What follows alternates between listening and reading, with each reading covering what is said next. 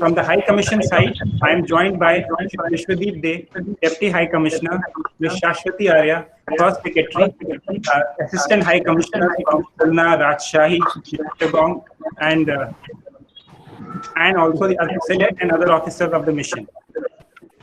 To start, for the benefit of all our guests, let me first say that to mark the birth centenary of Bangabandhu Sheikh Mujibur Rahman, High Commission has been organizing a series of special programs as part of our tribute to the Jatiya Pita of Bangladesh. Today's webinar is part of our continuing program to mark his seminal role in progress and growth of Bangladesh after the Liberation War and his pivotal role in shaping of bilateral relations between our two great nations. As part of the program, High Commission is giving on Bangabandhu to 100 universities and colleges across Bangladesh. These books have been written by acclaimed historians and narrate the journey of Bangladesh in its march to freedom. In fact, I must share with all our participants that the High Commissioner herself has painstakingly selected the titles which have been gifted to 100 top universities and colleges across Bangladesh. আর বেশি কথা নাই বাড়িয়ে আমি এখন HC madam এক আজকের webinar শুরু করার এবং উদ্বোধনী বক্তব্য রাখার জন্য অনুরোধ জানাবো। Please, may I invite the High Commissioner, Her Excellency, to make the opening remarks, please. Thank you, Akshay. Am I audible to everybody? আপনারা আমাকে শুনতে পাচ্ছেন তো? Yes, ma'am. আর আপনারা নিজেদের মাইক্রোফোনগুলোকে মিউট করে দিলে খুব পরিষ্কার শোনা যাবে। মোটামুটি সবাই দেখছি মিউট। অনেক লোকে জয়েন করেছেন। Very warm good morning to all of you, and thanks to all of you for joining this book gifting ceremony. I'm particularly thankful to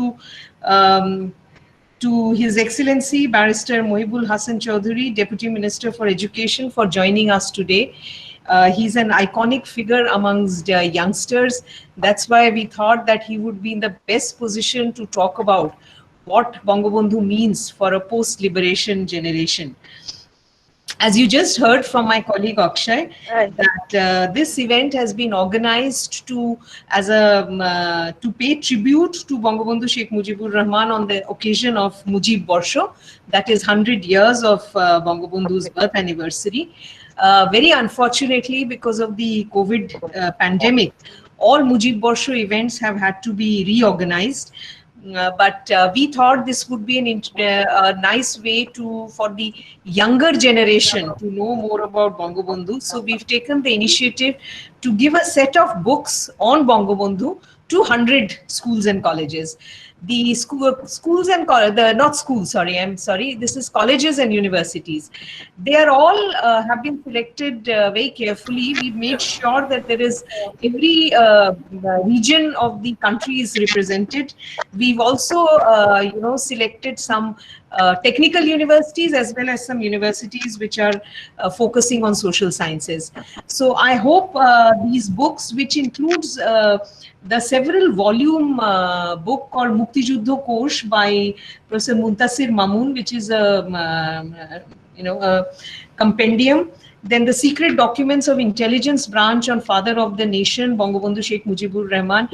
This book, as you know, is a compendium of all the intelligence reports on Bangabandhu, which has been edited, and it's a result of hard work of none other than Honorable Prime Minister Sheikh Hasina. There are other books on Ekatturer Boddhobhumi o Gonokobor, Sukumar Biswasher boi, Roktomakha Juddho Kotha by Sakil Khokon, Ekatturer Gonohotta o Juddho Oporad, Dr.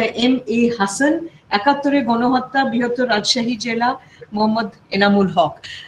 এই বইগুলো নিয়ে আমার মনে হয় স্টুডেন্টরা যে কোনো লাইব্রেরিতে এই কম্পেন্ডিয়ামটা থাকলে স্টুডেন্টরা হয়তো ৭১-এর মুক্তিযুদ্ধের কাহিনী এবং বঙ্গবন্ধুর যে জীবনী যে সেটাকে আরো ভালোভাবে বুঝতে পারবেন। Friends, when Bangladesh celebrates Sheikh Mujibur Rahman's life, India takes pride in staking a claim on Bangabandhu. He belongs to us too. We are privileged to be a close neighbor of Bangladesh. You all know that Bangabandhu is revered as much by people of India as by people of Bangladesh. My earliest memory of Bangabandhu is listening to his amazing speeches on All India Radio when I was a little girl. I remember the electrifying effect that his speeches had in my home, especially on my grandmother. And though I was very young and too young to understand what was happening in my home, but for days I remember people only spoke of what was happening in our neighborhood. As people poured into India, escaping unimaginable hardship, Indian citizens, the government of India, escaped their homes and hearts to the people escaping from this part. We celebrate Mujib Borsho along with you through this humble offering.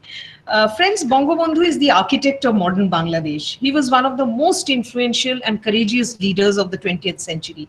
He championed the cause of democracy, secularism, and social justice throughout his life. His sacrifice for Bangladesh continues to be a source of inspiration for millions of people all over the world. He fought to bring smiles on the faces of Bangladeshi people and to build a golden Bangla, Shonar Bangla. Today, under the able leadership of Honorable Prime Minister Sheikh Hasina, his daughter, Bangladesh is marching ahead to realize Bangabandhu's dream of Shonar Bangla. As a close neighbor and friend, we are extremely proud of Bangladesh's many achievements, particularly in the economic and social sector. The history of our two countries is intertwined.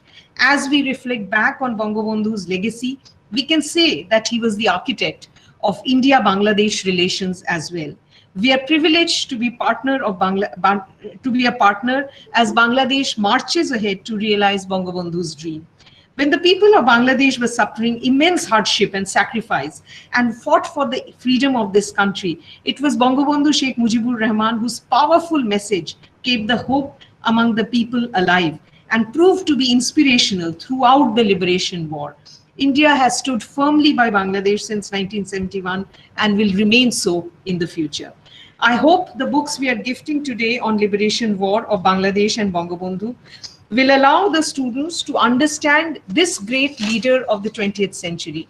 Students of the colleges and universities receiving these books will no doubt be able to get an understanding of their leader, about whom they already know from electronic media, print media, from history books that they've read and other literature. But I'm sure you will have a better understanding and appreciation of Bangabandhu's thought process, his dedication to his ideals, his conviction. And I hope you will truly understand what made Sheikh Mujibur Rahman Bangabandhu.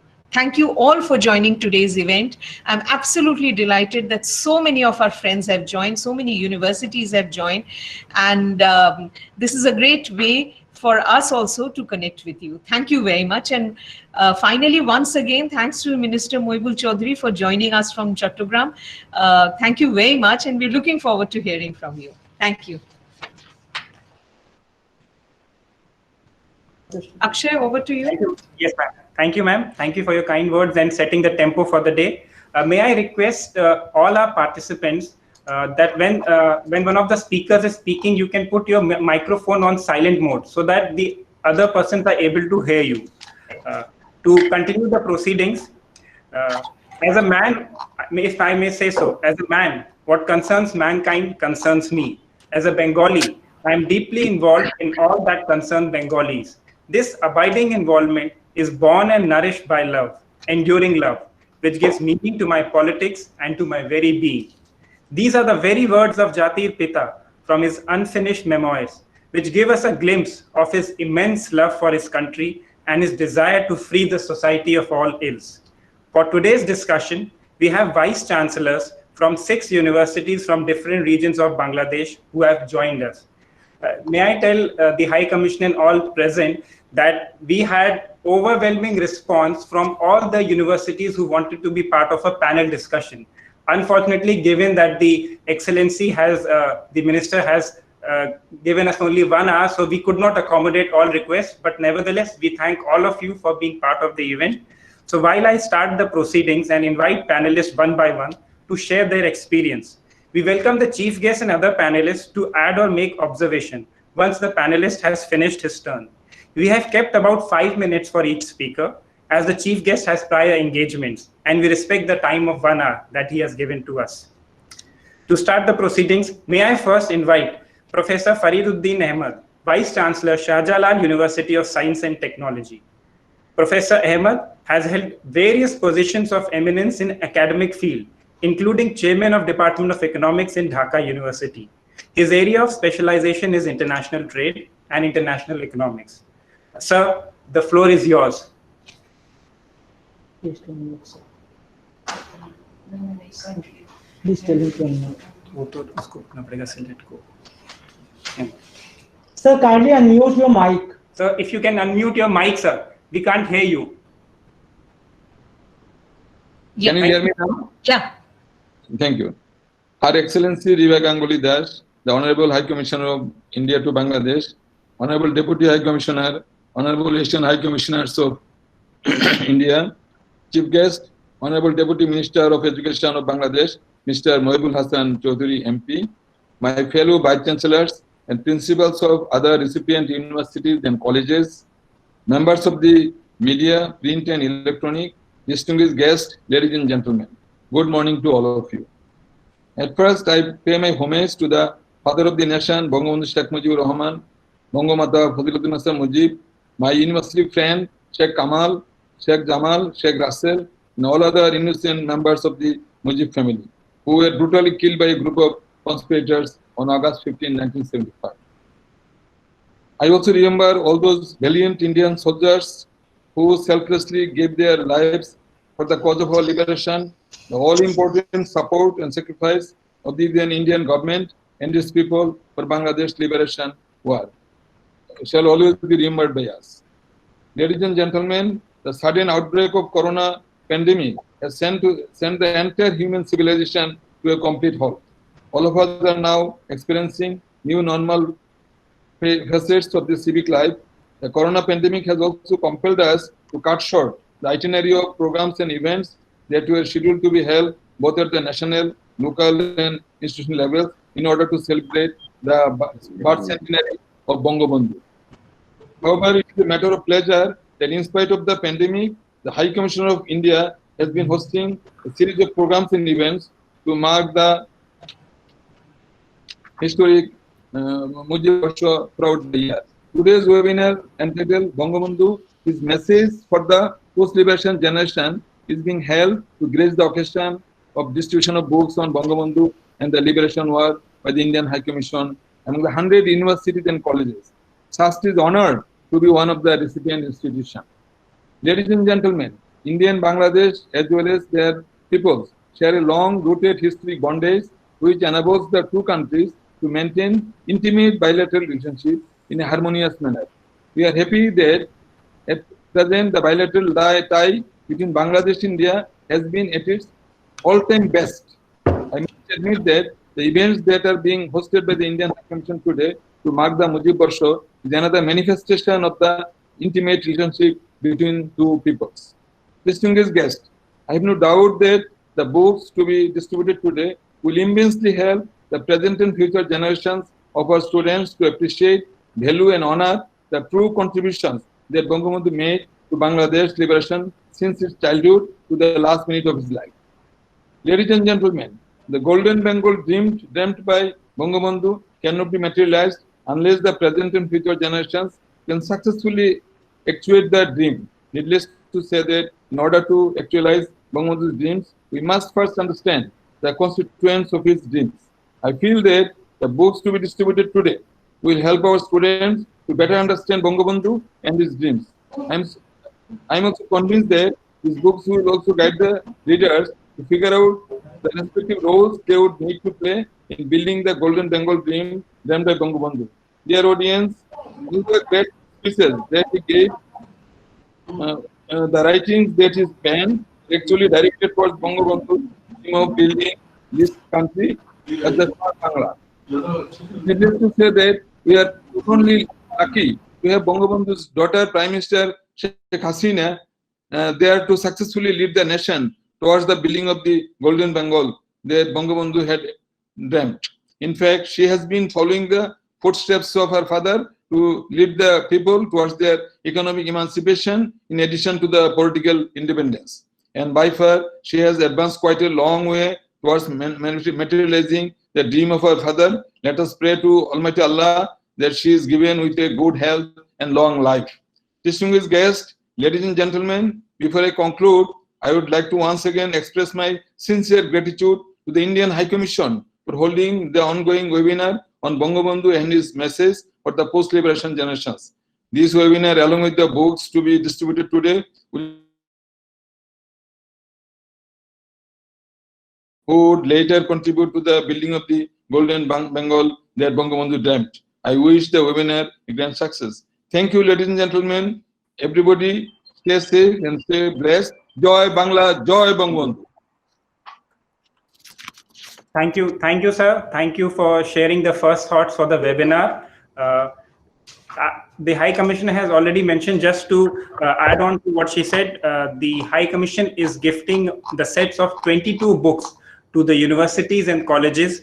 These are some of the choicest collections, which includes a 6-part volume of what ma'am mentioned about the secret documents of intelligence branch, a 12-part volume on the Mukti Jodha Kosh, books on Banobandhu Ganabandh by Sukumar Bishwas, by Inamul Haq, by M.A. Hassan, and by Saleh Khokan.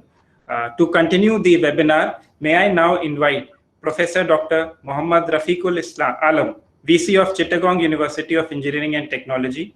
Professor Alam joined CHUET as a lecturer of electrical and electronic engineering in 1982 and has since then worked in different positions in his field of specialization.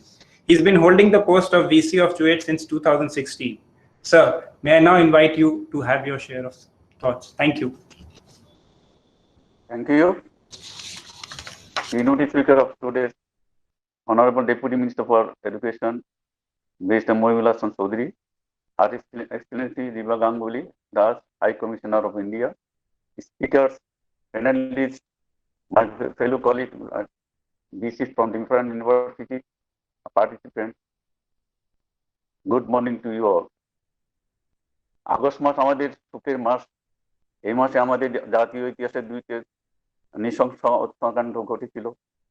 1975 সালের 15 August, যেদিন আমরা হারিয়েছিলাম আমাদের স্বাধীনতার মহান স্থপতি, 1000 বছরের শ্রেষ্ঠ বাঙালি জাতির জনক বঙ্গবন্ধু শেখ মুজিবুর রহমান এবং তার পরিবারের প্রায় সকল সদস্য। আর 2007 সালে 21 আগস্ট তৎকালীন বিরোধী দলের নেত্রী, আজকের মাননীয় প্রধানমন্ত্রী জননেত্রী শেখ হাসিনা জনসভায় তৎকালীন সরকারের পৃষ্ঠপোষকতায় নৃশংস বোমা হামলা চালিয়েছিল। এই হামলায় তো অনেকে হতাহত হয়েছিলেন। আমি 15 আগস্টের জঘন্যতম হত্যাকাণ্ডের শিকার জাতির পিতা বঙ্গবন্ধু তার পরিবারের সদস্যদের প্রতি বিনম্র শ্রদ্ধা জানাচ্ছি, তাদের আত্মার মাগফিরাত কামনা করছি।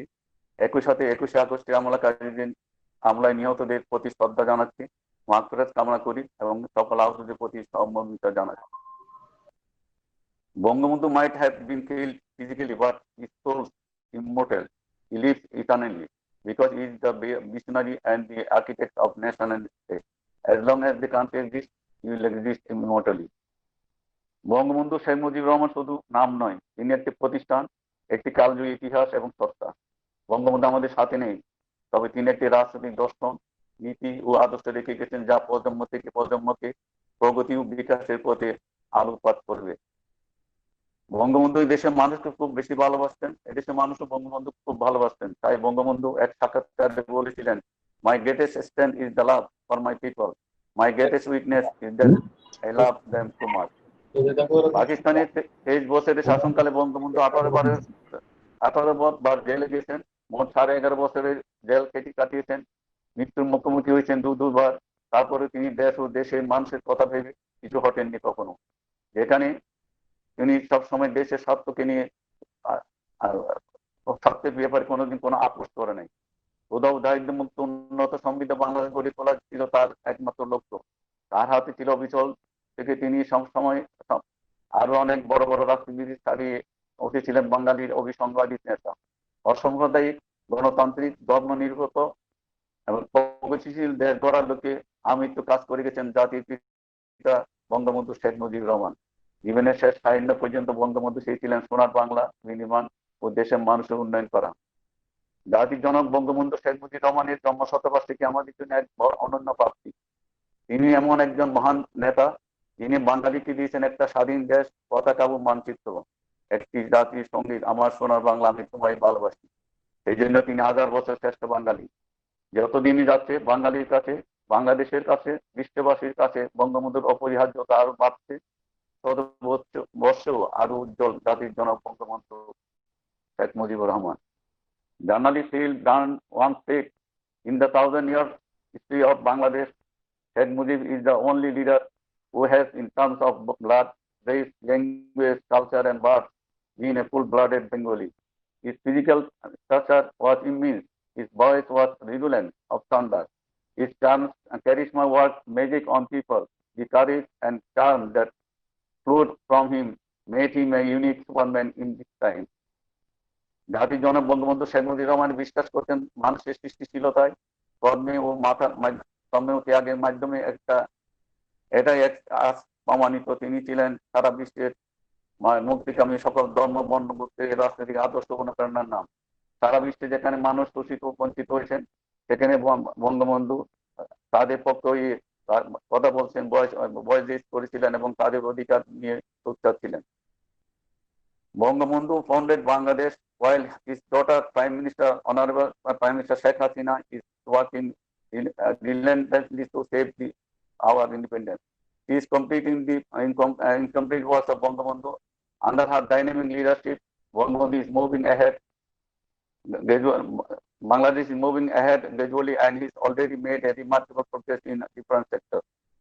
স্বল্প উন্নত দেশের কাতার থেকে বাংলাদেশকে তিনি এরই মধ্যে উন্নয়নশীল দেশের মাত্রায় নিয়ে এসেছেন। 2021 সালের মধ্যে মধ্যম আয়ের দেশ এবং 2041 সালে বাংলাদেশ পরিণত হবে উন্নত দেশ। ইতিমধ্যে বাংলাদেশ পা রেখেছে উন্নয়নে মহাসড়কে ডিজিটাল বাংলাদেশের কাতারে। বঙ্গবন্ধুর স্বপ্নে সোনার বাংলা এখন আর স্বপ্ন নয়, এখন তা অনেকাংশ দৃশ্যমান বাস্তবতা। মুজিব বর্ষের তার প্রতি রইল অন্তঃস্থল থেকে গভীর শ্রদ্ধা আর ভালোবাসা। আমাদের নিজ নিজ অবস্থান থেকে আত্মনিয়োগ করে জননীতির হাতকে শক্তিশালী রাখতে হবে, কারণ জননীতির শেখ হাসিনা হাতে এদেশ নিরাপদ বাংলাদেশ। মুক্তিযুদ্ধের আদর্শ থেকে পথ হারালে আবারও বিপদে ঘনাঘটা আসতে পারে, তাই আমাদেরকে দায়িত্বশীল ভূমিকা পালনে অব্যাহত রাখতে হবে। সত্য ও সুন্দরের পক্ষে থাকতে হবে, শান্তি ও কল্যাণের জন্য নিরন্তর কাজ করতে হবে। আমি ভারতীয় দূতাবাসকে বঙ্গবন্ধু মুজিব বর্ষ উপলক্ষে এই ওয়েবিনার এবং বই ডিস্ট্রিবিউশনের জন্য ধন্যবাদ ও অভিনন্দন জানাচ্ছি। ওনারা যে বইগুলা দিচ্ছেন, সেই বইগুলা পরে এই দেশের নতুন প্রজন্ম বঙ্গবন্ধু, বাংলাদেশ এবং বাংলাদেশের ইতিহাসকে নির্ভুল ইতিহাস জানতে পারবে। এটা আমাদের নতুন প্রজন্ম আরো দেশপ্রেমিক হবে এবং যারা গবেষণা করবে দেশের স্বাধীনতার ইতিহাসের উপর বা মুক্তিযুদ্ধের উপর, তাদের জন্য বিশেষ ভূমিকা রাখবে বলে আশা করছি। লেডিস এন্ড জেন্টলম্যান, আমি আমার বক্তব্য এখানে শেষ করতে চাই। আমি আবারও কর্তৃপক্ষকে ধন্যবাদ জানাই আমার বক্তব্য শেষ করতেছি। ধন্যবাদ।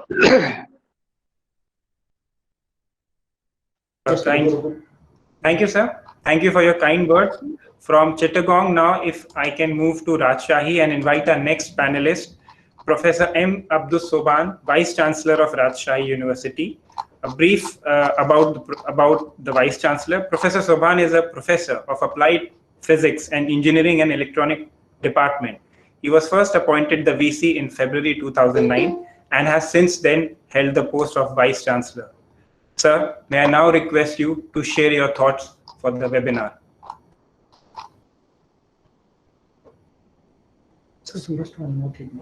So if you can just unmute your voice.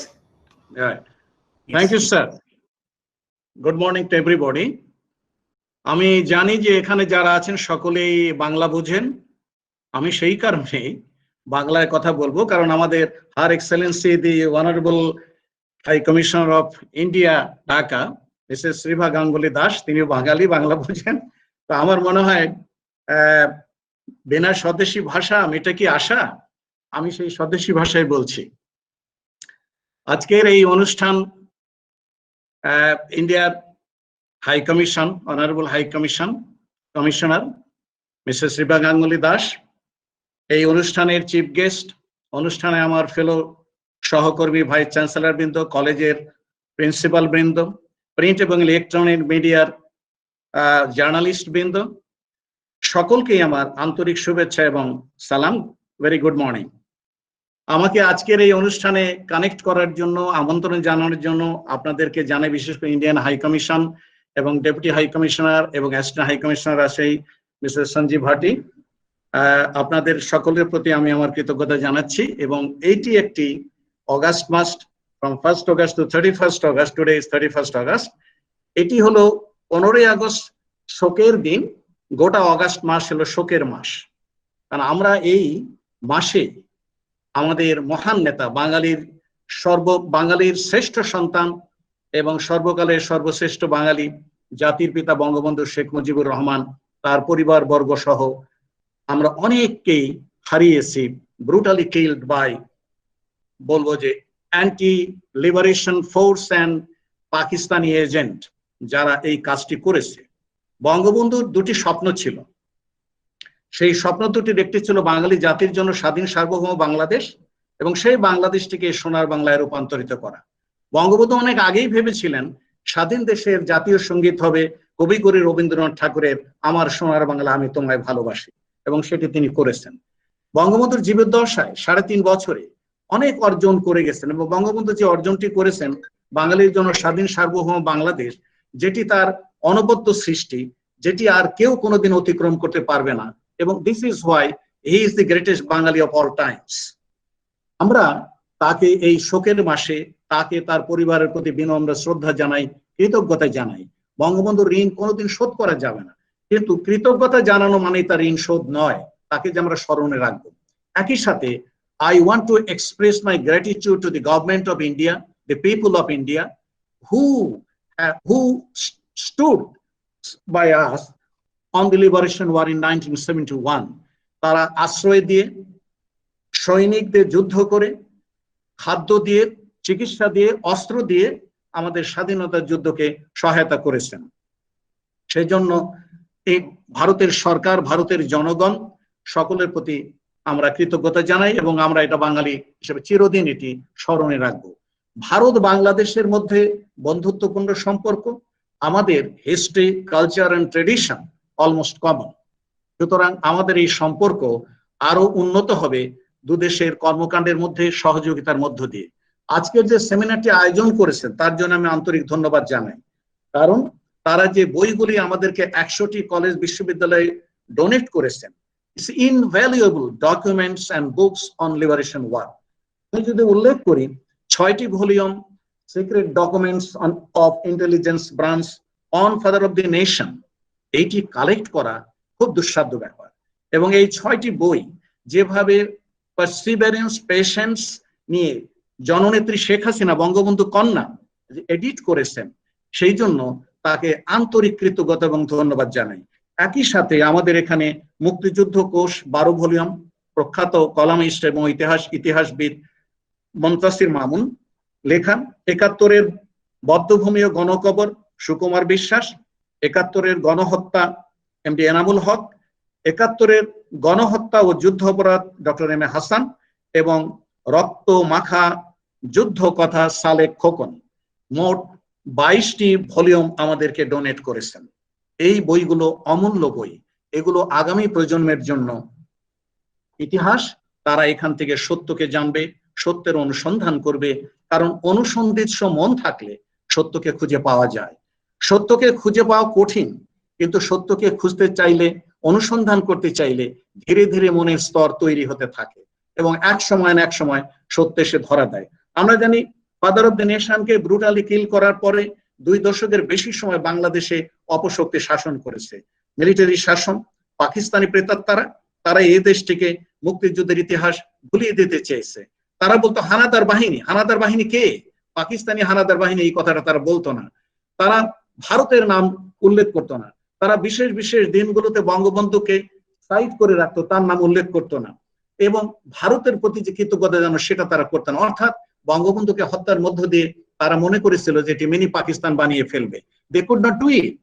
সত্য, তার মহিমা, তার শক্তি, তার সৌন্দর্য এতই প্রখর যে কোনো না কোনো সেটি আবির্ভূত হবে আপন শক্তিতে, আপন মহিমায়। এটি হয়েছে। 2 দশক পরে বঙ্গবন্ধুর কন্যা 1996 সালে বাংলাদেশের শাসনভার দায়িত্ব নেন নির্বাচনের মধ্য দিয়ে।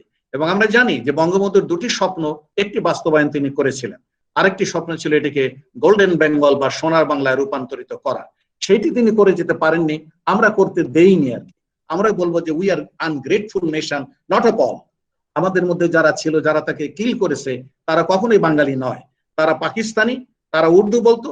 বঙ্গবন্ধুকে হত্যার পর দিয়ে বাংলাদেশের যে পরিবর্তনগুলো আনা হলো, জয় বাংলার পরিবর্তে বাংলাদেশ জিন্দাবাদ, এবং বাংলাদেশ টেলিভিশন করে ফেললো, বাংলাদেশ বেতার, বাংলাদেশ রেডিও করে ফেললো জাস্ট পাকিস্তানি আদলে। সমস্ত কিছু তারা এটা করতে চেয়েছে, কিন্তু পারেনি। সত্য টিকবেই। এখন বঙ্গবন্ধুর সেই স্বপ্নকে যদি বাস্তবায়ন করতে হয়, বঙ্গবন্ধুর কন্যা সেই হালটি ধরেছেন। এবং আমরা মনে করি বঙ্গবন্ধুর কথা হাল ধরার পরে বাংলাদেশের সঙ্গে ইন্ডিয়ার, ভারতের যে বন্ধুত্ব, সেটি দৃঢ় হয়েছে, মজবুত হয়েছে। আগামী দিনগুলোতে বাংলাদেশের সঙ্গে ভারতের সম্পর্ক আরো সুদৃঢ় হবে এবং বাংলাদেশ ভারতের উন্নয়ন পাশাপাশি সহযোগিতামূলক হয়ে এই দেশটিকে এই বঙ্গবন্ধুর সোনার মালা রূপান্তরিত করতে সহায়তা করবে আর কি। আমরা সেটা আশা করি যে ভারত আমাদের পাশে চিরদিনই থাকবে। কারণ আমি আগেই বলেছি, আমাদের কালচার, আমাদের ট্রেডিশন সবকিছুই কমন আর কি। সেইখানে আমরা নিয়ারেস্ট নেইবার ভারতের। আমরা মনে করি যে বঙ্গবন্ধু সেই আরাধ্য স্বপ্ন সোনার বাংলা বিনির্মাণ করতে গেলে সত্য ইতিহাস জানতে হবে। ডিস্টর্টেড হিস্ট্রি 20 ইয়ার্স ধরে তা আমাদের এই প্রজন্মকে জানানো হয়েছে, শেখানো হয়েছে। Now history has appeared in his true sense, এখন সকলেই দেখতে পাচ্ছে সত্যটা কি।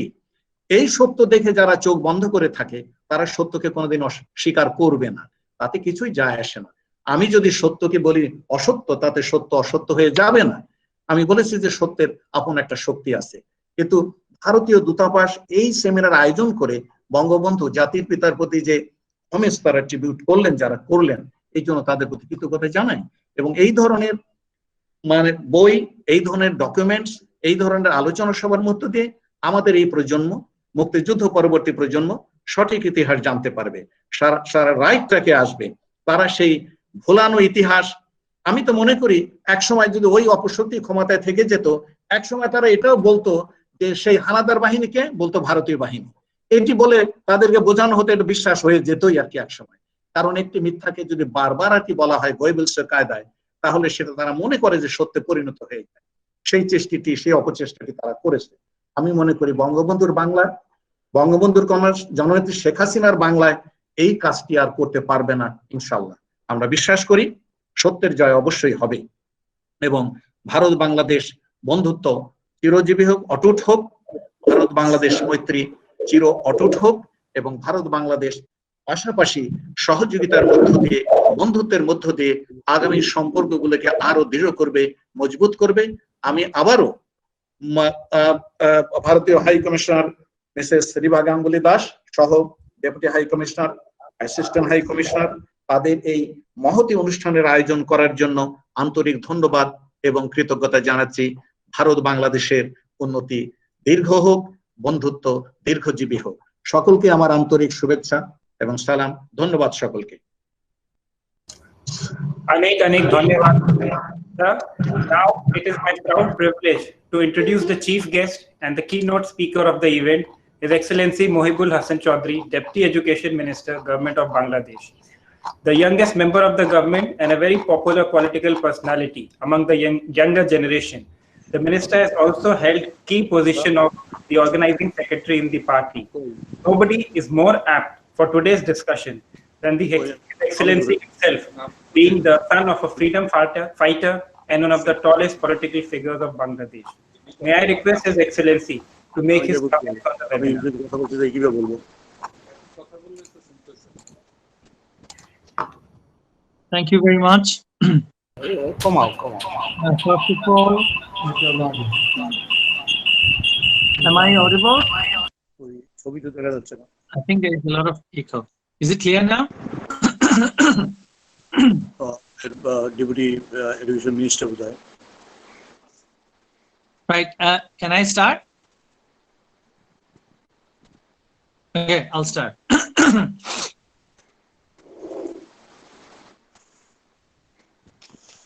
Could someone please confirm that they can hear me? Sir, you can start. We can hear you. Please start. Sure. Thank you. First of all, I would like to take your kind leave, our Honorable High Commissioner, Her Excellency Riba Ganguly Das, to speak in Bangla, because I believe most of our participants here today are Bangla speakers. If I may, if you kindly allow me to speak in Bangla, I will start. Right. প্রথমত আজকের এই ওয়েবিনারের মাধ্যমে আমাদের উচ্চশিক্ষা প্রতিষ্ঠান সমূহে, বিশেষ করে আমাদের বিশ্ববিদ্যালয় সমূহে বঙ্গবন্ধুর উপর প্রকাশিত বই, বাংলাদেশের অকৃত্রিম বন্ধু, বঙ্গবন্ধুর কারণে এবং বঙ্গবন্ধুর সময় থেকে বাংলাদেশের জন্ম লগ্ন থেকে যে দেশের সাথে আমাদের ভাতৃপ্রতিম শুধু সম্পর্ক নয়, একই রক্তের সম্পর্ক, একই সংস্কৃতির সম্পর্ক, সেই ভারত প্রজাতন্ত্রের হাই কমিশনের পক্ষ থেকে এখানে উপস্থিত আছেন আমাদের মাননীয় হাই কমিশনার হার এক্সেলেন্সি রিবা গাঙ্গুলি দাস। তিনি হাই কমিশনের উদ্যোগে বঙ্গবন্ধুর উপরে কিছু পুস্তক, যেগুলো আমাদের বিশ্ববিদ্যালয় সমূহে আজ বিতরণ করা হবে এই ওয়েবিনারের মাধ্যমে।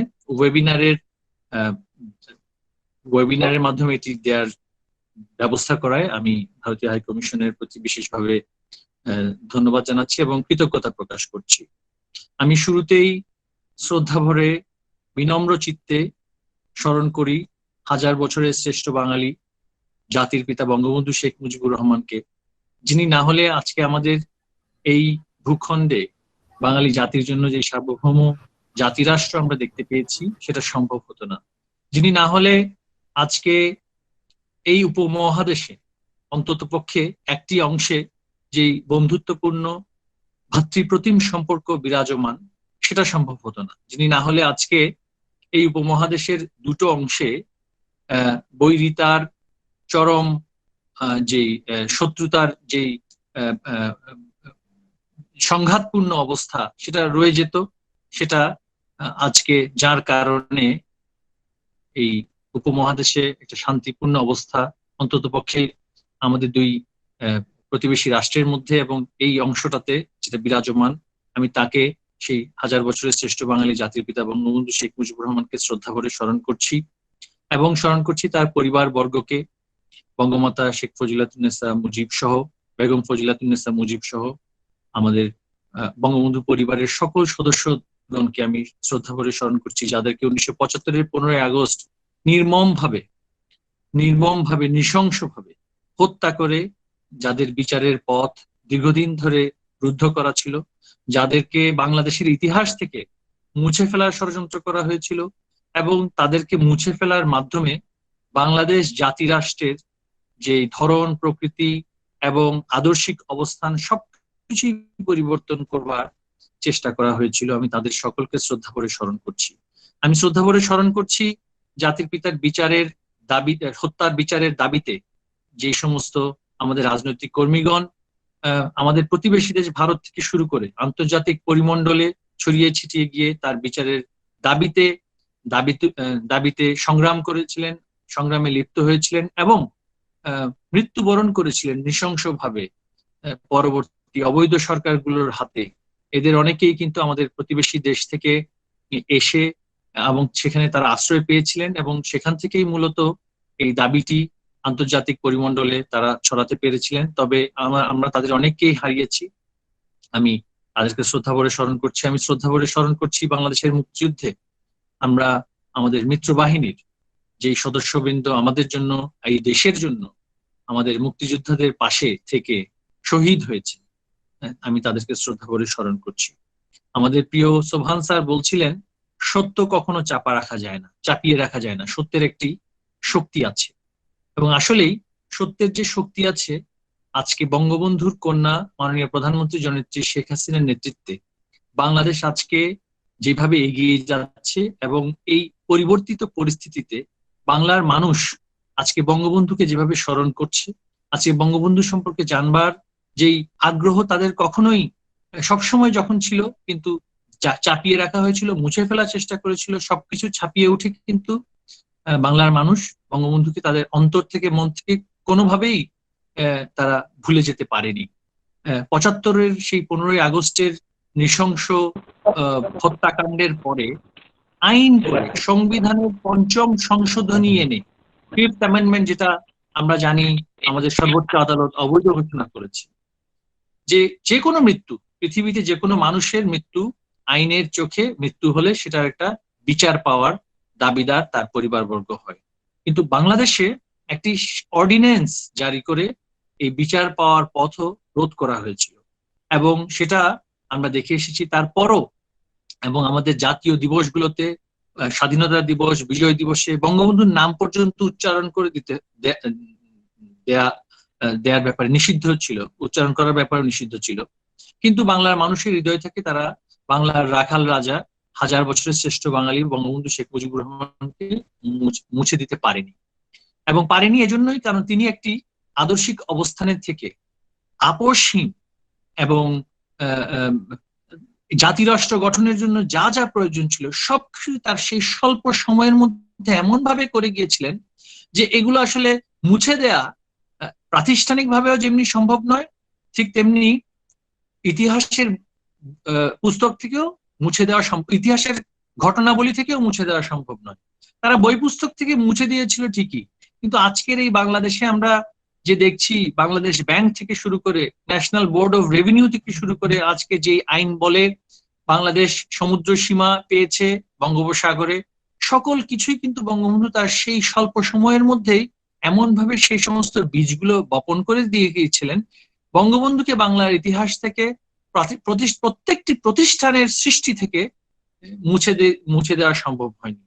আমি আমাদের ভাতৃপ্রতিম, এবং আমি আগেও বলেছি আমাদের বন্ধন, আমাদের রক্তের বন্ধনে যে প্রতিবেশী, আমরা প্রতিবেশী বলার চাইতে আমাদের সম্বোধন করা উচিত ভাতৃপ্রতিম আমাদের দেশ ভারত প্রজাতন্ত্র, যার সাথে আমাদের সংস্কৃতিগত আমাদের ভাষাগত এবং নানান ধরনের মিল এবং আদর্শিক মিল আছে।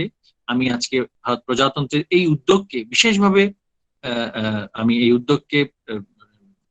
এই উদ্যোগের জন্য আমি বিশেষভাবে ধন্যবাদ জানাতে চাই, কারণ এই যে এখানে একটি কোষ এখানে সুনির্দিষ্ট করে দেওয়া হচ্ছে যে secret documents on Bangabandhu written by intelligence branch of the time.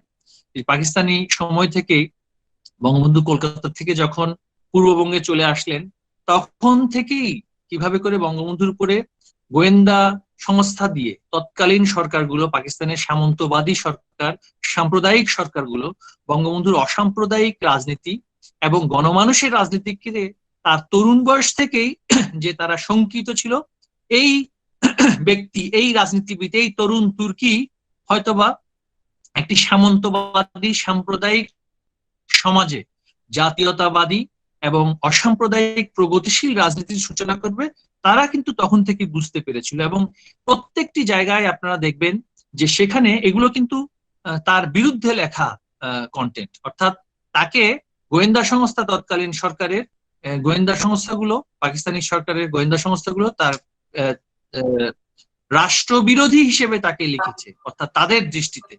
কেন রাষ্ট্রবিরোধী? কারণ তারা যে সমস্ত মূল্যবোধ, যে সমস্ত আদর্শ নিয়ে রাষ্ট্র পরিচালিত করতে চেয়েছিল, যে শোষণমূলক একটি ব্যবস্থাপনা, এর বাইরে গিয়ে একজন মানুষ, সাধারণ মানুষের অধিকারের জন্য রাজনীতি করছেন, যেই ভ্রান্ত সাম্প্রদায়িক চেতনা থেকে পাকিস্তান রাষ্ট্রের সৃষ্টি, যে সাম্প্রদায়িক চেতনাবোধ যে ভারতীয় উপমহাদেশের ধর্মের ভিত্তিতে দুটো রাষ্ট্র হবে, সেই সাম্প্রদায়িক চেতনাকে বঙ্গবন্ধু যে অগ্রাহ্য করেন, বঙ্গবন্ধু যে সেটাতে বিশ্বাস করেন না, এবং অসাম্প্রদায়িক একটি জাতিরাষ্ট্র গড়বার চিন্তা চেতনা তার তখন থেকে ছিল। এই বইগুলোতে কিন্তু একেবারে সুনির্দিষ্টভাবে লেখা আছে। অনেক চেষ্টা হয়েছে তাকে মুছে ফেলার, এবং এই যে কন্টেন্ট গুলো আইবির ইন্টেলিজেন্স ব্রাঞ্চের কন্টেন্ট গুলো, এগুলো জ্বালিয়ে ফেলার একটা পরিকল্পনা হয়েছিল, বঙ্গবন্ধুকে মুছে ফেলার একটি অংশ হিসেবে, ইতিহাস থেকে মুছে ফেলার অংশ হিসেবে। কিন্তু আমাদের একটা সৌভাগ্য, এগুলো সবই আমাদের আজকের প্রধানমন্ত্রী মাননীয় বঙ্গবন্ধু সুযোগ্য কন্যা জননেত্রী শেখ হাসিনা কোনোভাবে সেগুলো পেয়েছিলেন। একেবারে অথেন্টিক পুরনো ভলিউমের পর ভলিউম কন্টেন্ট, যেগুলো হাতে লেখা, টাইপ করা, গোয়েন্দা সংস্থার খাতাগুলো সবগুলো পান এবং পেয়ে এগুলো তিনি আমাদের পরবর্তী প্রজন্মের জন্য, আজকের প্রজন্মের জন্য ইতিহাসের উপাত্ত হিসেবে, ইতিহাসের দলিল হিসেবে তিনি আমাদের জন্য রেখে দিয়েছেন এবং প্রত্যেক সম্পাদনাও তিনি নিজ স্বহস্তে করেছেন। এই জন্য আমি ভারতীয় দূতাবাসকে আমি বিশেষভাবে ধন্যবাদ জানাতে চাই। এর মাধ্যমে তরুণ প্রজন্ম জানবে যে বঙ্গবন্ধু কি ছিলেন, এবং এটা তাদের পাঠ্যক্রমের অংশ হিসেবে, লাইব্রেরির অংশ হিসেবে প্রতিটি লাইব্রেরিতে এটা থাকবে, এবং যার যখনই গবেষণা করবার প্রয়োজন হবে, যার যখনই এই বিষয়ে জানবার আগ্রহের সৃষ্টি হবে, তারা কিন্তু এখান থেকে জানতে পারবে। কোনো ধরনের অপপ্রচার, প্রপাগান্ডা, অপরাজনৈতিক শক্তি যা করতে চেয়েছিল সেগুলো আর যাতে ঠাঁই না পায় বাংলার ইতিহাসে, আমাদের সেটাই আশা থাকবে। আপনারা জানেন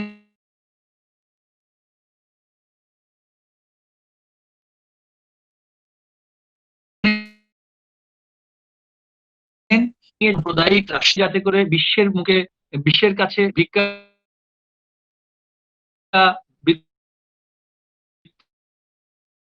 কি করে যাতে করে বেঁচে থাকার একটা রাষ্ট্র ব্যবস্থা বিশ্বাস করতেন। এই বাংলার মাটি আছে, কিন্তু বঙ্গবন্ধু পানি আছে, জনসম্পদ আছে, মানুষ আছে, এবং এটিকে নিয়ে একটি টেকসই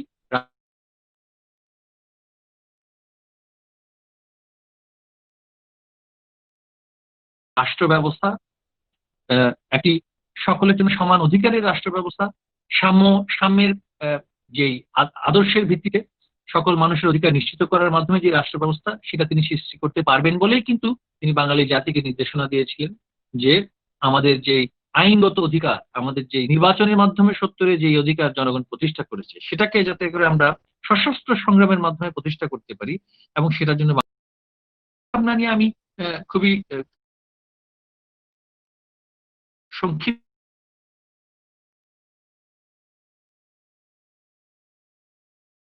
সময়ে তরুণ প্রজন্মের প্রতি ছিল, যেটা আমরা তাকে হারানোর ফলে আর বাস্তবায়ন করতে পারি। তিনি চেয়েছিলেন এই জনগোষ্ঠী, বাঙালি জনগোষ্ঠী এই ভূখণ্ডে দক্ষ জনশক্তিতে পরিণত হবে, এবং দক্ষ জনশক্তিতে পরিণত হওয়ার মাধ্যমে একটি টেকসই, স্বাবলম্বী, আত্মমর্যাদাশীল অর্থনীতি এখানে প্রতিষ্ঠা হবে, এবং সেই অর্থনীতিতে প্রত্যেক নাগরিক তার ধর্ম, তার সংস্কৃতি স্বাচ্ছন্দ্যের সাথে, পূর্ণ স্বাধীনতার সাথে তারা ভোগ করতে পারবে। এর জন্য তিনি সর্বাগ্রে গুরুত্ব দিয়েছিলেন শিক্ষাকে, এবং তিনি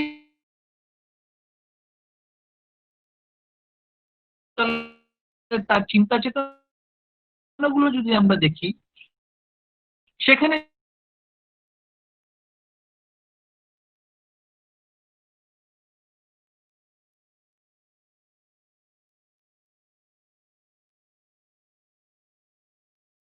মানুষের যেই শিক্ষাগত যোগ্যতা, বেঁচে থাকার জন্য যেটা ন্যূনতম প্রয়োজন খাদ্যের মতো, এই বিষয়ে তিনি তখনকার সময় তরুণ বয়স থেকে তিনি জোর দিয়েছিলেন, এবং এটা পরবর্তীতে তিনি রাষ্ট্র পরিচালনার দায়িত্ব নেওয়ার পর থেকে কিন্তু এটা বাস্তবায়ন করেছিলেন স্বল্প সময়ের মধ্যে। আমাদের দেশের বাজেটে যে অপ্রতুলতা, যে তৎকালীন সময়ের যেই সংকট, এর মধ্যেও প্রাথমিক শিক্ষা সকল বিদ্যালয়কে তিনি জাতীয়করণ করেছিলেন।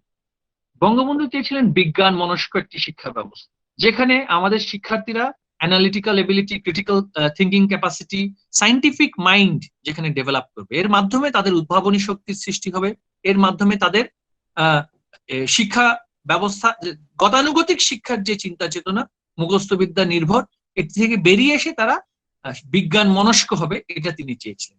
বঙ্গবন্ধু চেয়েছিলেন কর্মমুখী শিক্ষা, যেখানে যে শিক্ষার সাথে দক্ষতার সম্পর্ক থাকবে, যে শিক্ষার সাথে জনশক্তিতে রূপান্তরিত হওয়ার শিক্ষা থাকবে, এবং এর মাধ্যমে অর্থনীতিতে একজন ব্যক্তি, একজন নাগরিক অবদান রাখতে পারবে, তিনি সেটা চেয়েছিলেন।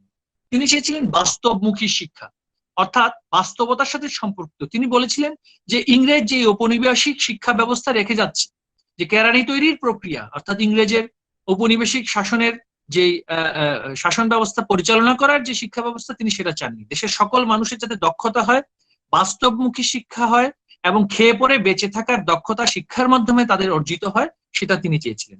তিনি প্রযুক্তি নির্ভরতার উপরে জোর দিয়েছিলেন তখনকার সময় থেকেই। তিনি কারিগরি শিক্ষার কথা বলেছেন, বৃত্তিমূলক শিক্ষার কথা বলেছেন। আজকে তার কন্যার নেতৃত্বে আমরা প্রযুক্তিমুখী, প্রযুক্তি নির্ভর শিক্ষা ব্যবস্থা সৃষ্টির জন্য আমরা সকলেই কাজ করে যাচ্ছি। তিনি বুনিয়াদী শিক্ষার কথা বলেছেন, যে বেসিক এডুকেশনটা শক্তিশালী হতে হবে। এবং তিনি সর্বশেষ বলেছেন যে মানবিক এবং নৈতিক শিক্ষা। আমাদের সংবিধানের যেই মূল আদর্শিক ভিত্তি, আমাদের সমাজতন্ত্রের কথা বলা হচ্ছে, গণতন্ত্রের কথা বলা হচ্ছে, বাঙালি জাতীয়তাবাদের কথা বলা হচ্ছে, এই আদর্শিক ভিত্তিগুলো আমরা যাতে করে আমাদের শিক্ষা জীবনের চলমান থাকা অবস্থাতে আমরা সেগুলো ধারণ করতে পারি এবং নৈতিক জীবনযাপন করার মাধ্যমে, অনৈতিক নয়, নৈতিক জীবনযাপন করার মাধ্যমে এবং অসাম্প্রদায়িক একটা সমাজ ব্যবস্থা, ধর্ম নিরপেক্ষ একটি সমাজে আমরা যাতে করে সকলের শান্তিপূর্ণ অবস্থান নিশ্চিত করতে পারি, এইটা তিনি আমাদের শিক্ষার্থীদের মধ্যে চেয়েছিলেন। এবং এই সকল কিছুর মধ্যে তিনি দেখতে চেয়েছিলেন শৃঙ্খলা। আমাদের মধ্যে শৃঙ্খলা থাকবে, আমরা দেশ গড়ার কারিগর হব। কিন্তু সস্তা জনপ্রিয়তার জন্য তাকে হারানোর পরে সেই অবৈধ সরকারগুলো তারা কিন্তু সেই পথে না হেঁটে বাংলাদেশ থেকে বৃত্তিমূলক এবং কারিগরি শিক্ষাকে বন্ধ করে দিয়েছিল। 2009 সালে জননেত্রী শেখ হাসিনার সরকার যখন দায়িত্ব নেয়, বাংলাদেশে বৃত্তিমূলক শিক্ষা অর্থাৎ পেশার সাথে সম্পর্কিত শিক্ষা, কারিগরি শিক্ষা এর এনরোলমেন্ট দাঁড়ায় 0%। একটি উন্নয়নশীল দেশে 0% টেকনিক্যাল এবং ভোকেশনাল এডুকেশন, এটা যে কোনো কারো দৃষ্টিতেই একটা হাস্যকর অবস্থা। কিন্তু আমাদের মাননীয় প্রধানমন্ত্রী জননেত্রী শেখ হাসিনা সেই কঠিন দায়িত্বটাই নিয়ে আজকে সেটাকে প্রায় 20% আমরা আনতে পেরেছি। বিজ্ঞান ও প্রযুক্তির উপর আজকে জোর দেওয়া হচ্ছে। আজকে যে প্রযুক্তি নির্ভর, জ্ঞান নির্ভর অর্থনীতি করতে আমরা চাই, সেটার জন্য আমাদের ভাতৃপ্রতিম দেশ ভারতের সহযোগিতা, আমাদের জ্ঞান ভিত্তিক সমঝোতা এবং শিক্ষা ক্ষেত্রে যে ধরনের সমঝোতার প্রয়োজন, এটার কোনো বিকল্প নেই। তারা যেভাবে করে এগিয়ে যেতে পেরেছেন, বিশেষ করে উচ্চশিক্ষায়, আজকে সারা বিশ্বের কাছে ভারতের উচ্চশিক্ষা একটি উন্নত একটা মডেল হিসেবে আজকে কিন্তু উপস্থাপিত হয়েছে। আমাদের উচ্চশিক্ষায় যেই আমাদের যদি আমরা আমাদের প্রতিবেশী রাষ্ট্রের সাথে আমাদের বিশ্ববিদ্যালয়গুলো, আমাদের কারিগরি প্রতিষ্ঠানগুলো, আমাদের বৃত্তিমূলক শিক্ষা ব্যবস্থার যে কাঠামো আছে, সেটা আমাদের ভারতের সাথে যদি আমাদের যে জ্ঞান আদান প্রদান, আমাদের সমঝোতার আদান প্রদান, আমাদের সহযোগিতার ধর্মী একটি ফ্রেমওয়ার্ক সৃষ্টি হয়, অবশ্যই আমরা সেখানে দুই দেশই কিন্তু উপকৃত হব। একটি নিরাপদ, অর্থনৈতিকভাবে স্বাবলম্বী, আত্মমর্যাদাশীল বাংলাদেশ কিন্তু ভারতের জন্য সকল ক্ষেত্রে একটি উপকারী একটি বিষয় এবং অত্যন্ত গুরুত্বপূর্ণ একটি বিষয়। কারণ আপনারা জানেন, এই বাংলাদেশকে জঙ্গি রপ্তানির দেশে পরিণত করে পুরো ভারত সহ দক্ষিণ এশিয়াকে অস্থিতিশীল পরিস্থিতিতে ফেলার জন্য একটি রাজনৈতিক শক্তি, যারা বঙ্গবন্ধুকে হত্যার সাথে সরাসরি জড়িত, যে জিয়াউর রহমান অবৈধভাবে ক্ষমতা দখল করে এবং তার সন্তান এবং তার রাজনৈতিক দলের সদস্য, তার সহকর্মীরা একই ধারাবাহিকতায় বাংলাদেশকে ভারতের শত্রু দেশে পরিণত করবার জন্য এবং শুধু ভারত নয়, আন্তর্জাতিক বিশ্বে একটি সন্ত্রাসী রাষ্ট্রে পরিণত করবার জন্য ট্রাকে ট্রাকে অস্ত্র এনে পার্শ্ববর্তী দেশে তারা চালান করেছিল, যাতে অস্থিতিশীল পরিস্থিতির সৃষ্টি হয়। পরবর্তীতে সেখানে শুধুমাত্র 10 ট্রাক অস্ত্র ধরা পড়ে, কিন্তু আরো শত শত ট্রাক অস্ত্র সেখানে কিন্তু তারা পাঠিয়ে দিয়েছে, এটাও কিন্তু তারা স্বীকার করেছে। এবং আমরা চাই না, এবং মাননীয় প্রধানমন্ত্রী জননেত্রী শেখ হাসিনা চান না বাংলাদেশ বিশ্বের বুকে এই ধরনের একটি অপবাদ নিয়ে বাংলাদেশ দাঁড়ায়। এবং তিনি এই জন্যই কিন্তু জ্ঞান বিজ্ঞান এবং দক্ষতার উপরে জোর দিয়ে আত্মমর্যাদাশীল দেশ হিসেবে বাংলাদেশকে তৈরি করতে চান। আজকে পাকিস্তানের অবস্থা যদি আমরা দেখি, যেখানে আন্তর্জাতিক চক্রের সাথে, ষড়যন্ত্রের সাথে হাত মিলিয়ে পুরো দেশটি আজকে একটা মানে সারা বিশ্বের কাছে একটা বিস্ফোরায় পরিণত হয়েছে। এমনকি তাদের পার্শ্ববর্তী দেশ, যে মুসলিম প্রধান দেশ আফগানিস্তান এবং ইরানও কিন্তু তাদেরকে বিশ্বাস করে না, কারণ সেটা জঙ্গি রাষ্ট্রে পরিণত হয়েছে। দ্বিতীয় পাকিস্তানে পরিণত করবার একটা অপচেষ্টা এই বাংলাদেশে হয়, যেটা নস্যাৎ হয়েছে 2008 সালে জনগণের ওভারওয়েলমিং যে ম্যান্ডেট আমাদের বঙ্গবন্ধু কন্যা জননেত্রী শেখ হাসিনাকে দিয়েছেন, এবং এর ধারাবাহিকতায় আমরা কাজ করে যাচ্ছি। আমরা বিশ্বাস করি ভারত বাংলাদেশ যে বন্ধুত্ব, এটা আজীবন থাকবে। যতদিন বাংলাদেশ থাকবে, যতদিন ভারত থাকবে, ততদিন বাংলাদেশ এবং ভারতের এই বন্ধুত্বপূর্ণ সম্পর্ক কেউ নষ্ট করতে পারবে না। ইউরোপে চরম বৈরী পরিস্থিতি, দুটো বিশ্বযুদ্ধের সৃষ্টি, যেখানে প্রতিবেশীদের মধ্যে ঝগড়া থেকে এর সৃষ্টি, তারা সেখানে একটি common block, common knowledge platform সেখানে তারা সৃষ্টি করতে পেরেছে, যেখানে কমন একটা এডুকেশন ফ্রেমওয়ার্ক আছে।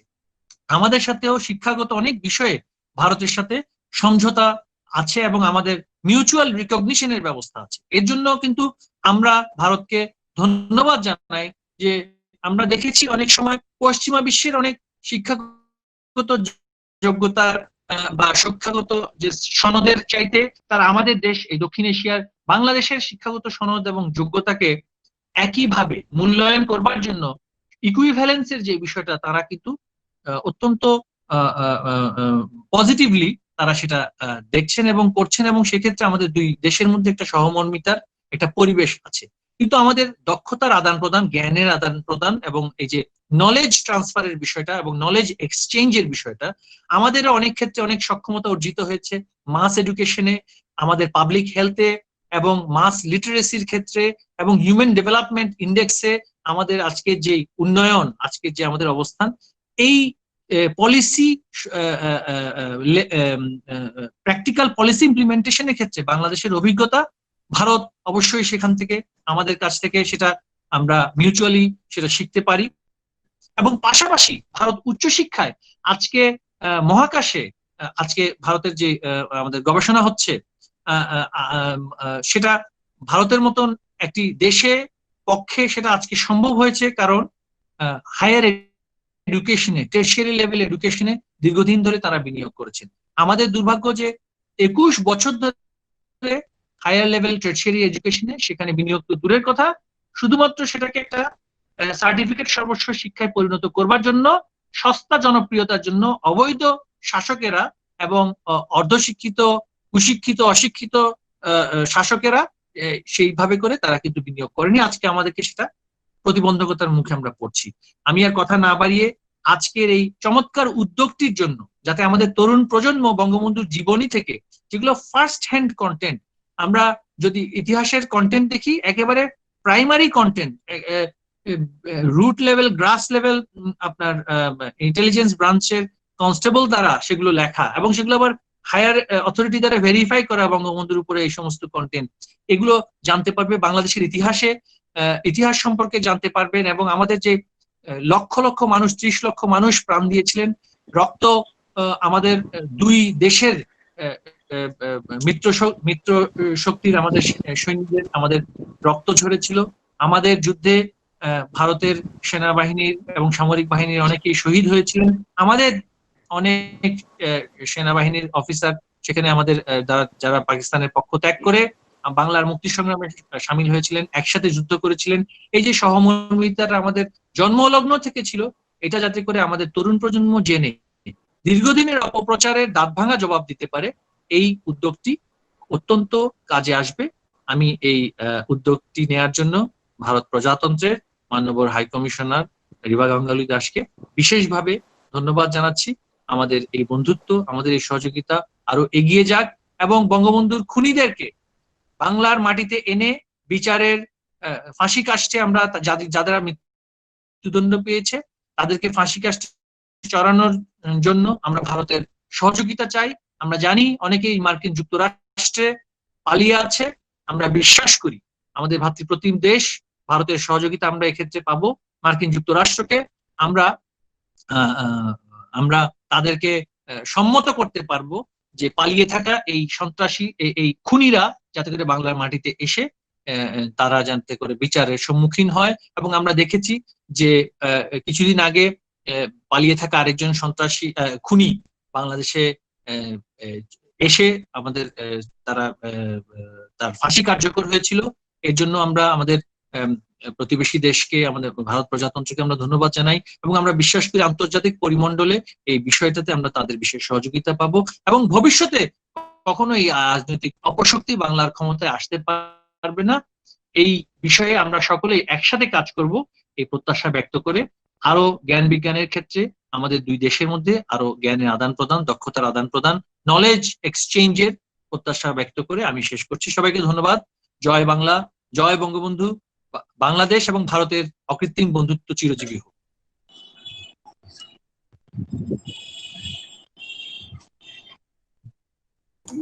Thank you, Your Excellency.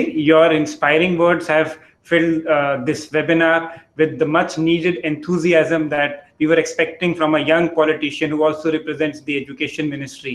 And you have so well reaffirmed that the legacy of Bangabandhu lives in the younger generation of Bangladesh. Without further ado, let me now invite the next guest. Our next guest is Professor Satya Prasad Majumdar, who has joined recently as the Vice Chancellor of BUET. He is a professor of Department of Electrical and Electronic Engineering. Professor Majumdar joined BUET in 1981 and served in various positions in the department. He has also done his PhD in Electric and Electronic Communication Engineering from IIT Kharagpur. May I now invite Professor Majumdar to please share his thoughts on the webinar. Sir, if you can just unmute your button, sir. We are not able to hear you, sir. May I request you, sir, to unmute the button, sir? Sir, can you hear us? Yes, we can hear you now, sir. Please go ahead. Please go ahead, sir. Thank you. Thank you very much. I am requesting our Honorable High Commissioner of India to allow me to present my presentation in Bengali. বাংলাদেশে নিযুক্ত ভারতীয় high commissioner কর্তৃক আয়োজিত আজকের এই সভার সভাপতি মাননীয় ভারতীয় high commissioner Mrs Riva Ganguly Das, মাননীয় উপমন্ত্রী মহিমুল হাসান চৌধুরী এমপি, শিক্ষা মন্ত্রণালয়, গণপ্রজাতন্ত্রী বাংলাদেশ সরকার, উপস্থিত সম্মানিত সুধীবৃন্দ, সম্মানিত অতিথিবৃন্দ এবং বিশ্ববিদ্যালয়ের সম্মানিত উপাচার্যবৃন্দ, শুভ সকাল। আমি বিশেষভাবে আনন্দিত হয়েছি যে মাননীয় ভারতীয় হাই কমিশনার আমাদের জাতির পিতা বঙ্গবন্ধুর জীবনাদর্শ এবং বাংলাদেশের স্বাধীনতা সংগ্রামে তার অবদানের উপর বেশ কিছু পুস্তক আমাদের উপহার দিচ্ছেন, যা আমাদের কাছে অমূল্য সম্পদ। আজকের এই অনুষ্ঠান বস্তুতপক্ষে মুজিব বর্ষে ভারতীয় হাই কমিশনার কর্তৃক আয়োজিত ব্যাপক কর্মকাণ্ডের একটি বিশেষ অংশ। মুজিব বর্ষের এই শোকের মাসে বঙ্গবন্ধুর ৪৫তম শাহাদত বার্ষিকী উপলক্ষে আয়োজিত এই অনুষ্ঠানে অংশগ্রহণ করতে পারে আমি আমাকে ধন্য মনে করছি। বঙ্গবন্ধু শেখ মুজিবুর রহমান ১০০ বছর পূর্বে ১৯২০ সালের ১৭ই মার্চ গোপালগঞ্জ জেলার টুঙ্গিপাড়ায় জন্মগ্রহণ করেন। তার সুনামধন্য বঙ্গ সন্তানের পিতার নাম জনাব শেখ লুৎফর রহমান। তিনি গোপালগঞ্জের ডিমাডাঙ্গা প্রাইমারি স্কুল থেকে শিক্ষাবিধান শুরু করেন। ১৯৪২ সালে গোপালগঞ্জ মিশনারি স্কুল থেকে মেট্রিক এবং ১৯৪৪ সালে কলকাতা ইসলামিয়া কলেজ থেকে আইএ এবং ১৯৪৭ সালে একই কলেজ থেকে বিএ পাশ করেন। ১৯৪৮ সালে পূর্ব পাকিস্তানে মুসলিম ছাত্রলীগ গঠনের প্রধান সংগঠকের একজন ছিলেন বঙ্গবন্ধু শেখ মুজিবুর রহমান। ১৯৪৯ সালে তিনি জেলে অন্তরীণ থাকা অবস্থায় নবগঠিত পূর্ব পাকিস্তান আওয়ামী মুসলিম লীগের যুগ্ম সম্পাদকের পদে নির্বাচিত হয়ে তার সক্রিয় রাজনৈতিক জীবন শুরু করেন। ১৯৫২ ভাষা আন্দোলনের সময় থেকেই বঙ্গবন্ধু শেখ মুজিবুর রহমান তরুণদের কাছে জনপ্রিয় ছিলেন। তারুণ্যের স্বপ্ন এবং প্রত্যাশাকে তিনি নিজে চিন্তা ধারণ করতেন। তরুণ রাজনৈতিক সংগঠক হিসাবে তরুণদের উদ্বুদ্ধ করার তার যে ক্ষমতা ছিল তা ১৯৫৪ সালে প্রাদেশিক নির্বাচনে তিনি প্রদর্শন করেছিলেন। পাকিস্তানের দুঃশাসন এবং বৈষম্যমূলক নীতির শিকার সামরিক ও বেসামরিক পর্যায়ে বাঙালিদের প্রতি যে অমানবিক শাসন শোষণের প্রক্রিয়া চলিতেছিল তা থেকে যাদেরকে মুক্তির লক্ষ্যে বঙ্গবন্ধু কর্তৃক প্রণীত হয়েছিল ঐতিহাসিক ৬ দফা। পরবর্তী সময়ে প্রমাণিত হয়েছে ওই ৬ দফাই ছিল পূর্ব বাংলার স্বাধীনতা আন্দোলনের প্রধান এবং প্রথম সোপান। ৬ দফা এবং ১১ দফার ভিত্তিতে আন্দোলনের জোয়ারে ১৯৭০ সালে ডিসেম্বর মাসে নির্বাচিত অনুষ্ঠিত হয়। উক্ত নির্বাচনের ফলাফল গোটা বিশ্বে আলোড়ন সৃষ্টি করেছিল।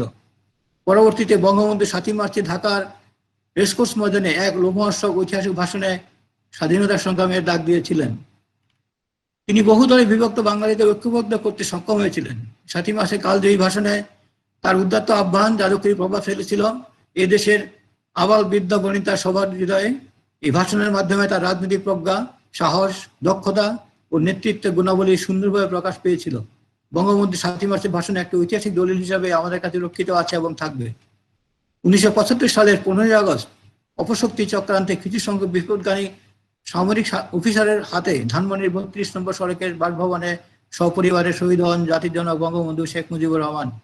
তার এবং তার পরিবার সহ ১৫ই আগস্টে যারা শাহাদাত বরণ করেছেন তাদের আত্মার মাগফিরাত কামনা করছি এবং তাদের স্মৃতির প্রতি গভীর শ্রদ্ধা জ্ঞাপন করছি।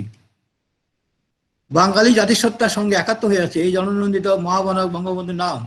তার আপসীন সংগ্রাম, নিরলস সাধনা, অসীম সাহস ও উদ্দীপনা, দেশমাতার জন্য অফুরন্ত ত্যাগ ও ভালোবাসা এবং বলিষ্ঠ নেতৃত্বে অর্জিত হয়েছে বাংলাদেশের স্বাধীনতা। তাই বাঙালি আত্মপরিচয়ের আরেক নাম বঙ্গবন্ধু শেখ মুজিবুর রহমান। আজন্ম সংগ্রামী, একটি দেশের জন্মদাতা, স্বাধিকার চেতনা থেকে স্বাধীনতার উত্তরণ, সর্বোপরি মহান মুক্তিযুদ্ধের সঙ্গে একাকার হয়ে আছে বঙ্গবন্ধুর পবিত্র স্মৃতি।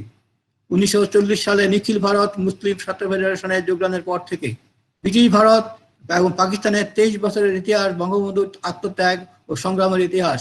অবশেষে 1971 সালের 16 ডিসেম্বর স্বাধীন হলো বাংলাদেশ। মুক্তিযুদ্ধ পরবর্তী সময় বঙ্গবন্ধু শুরু করলেন আরেকটি যুদ্ধ।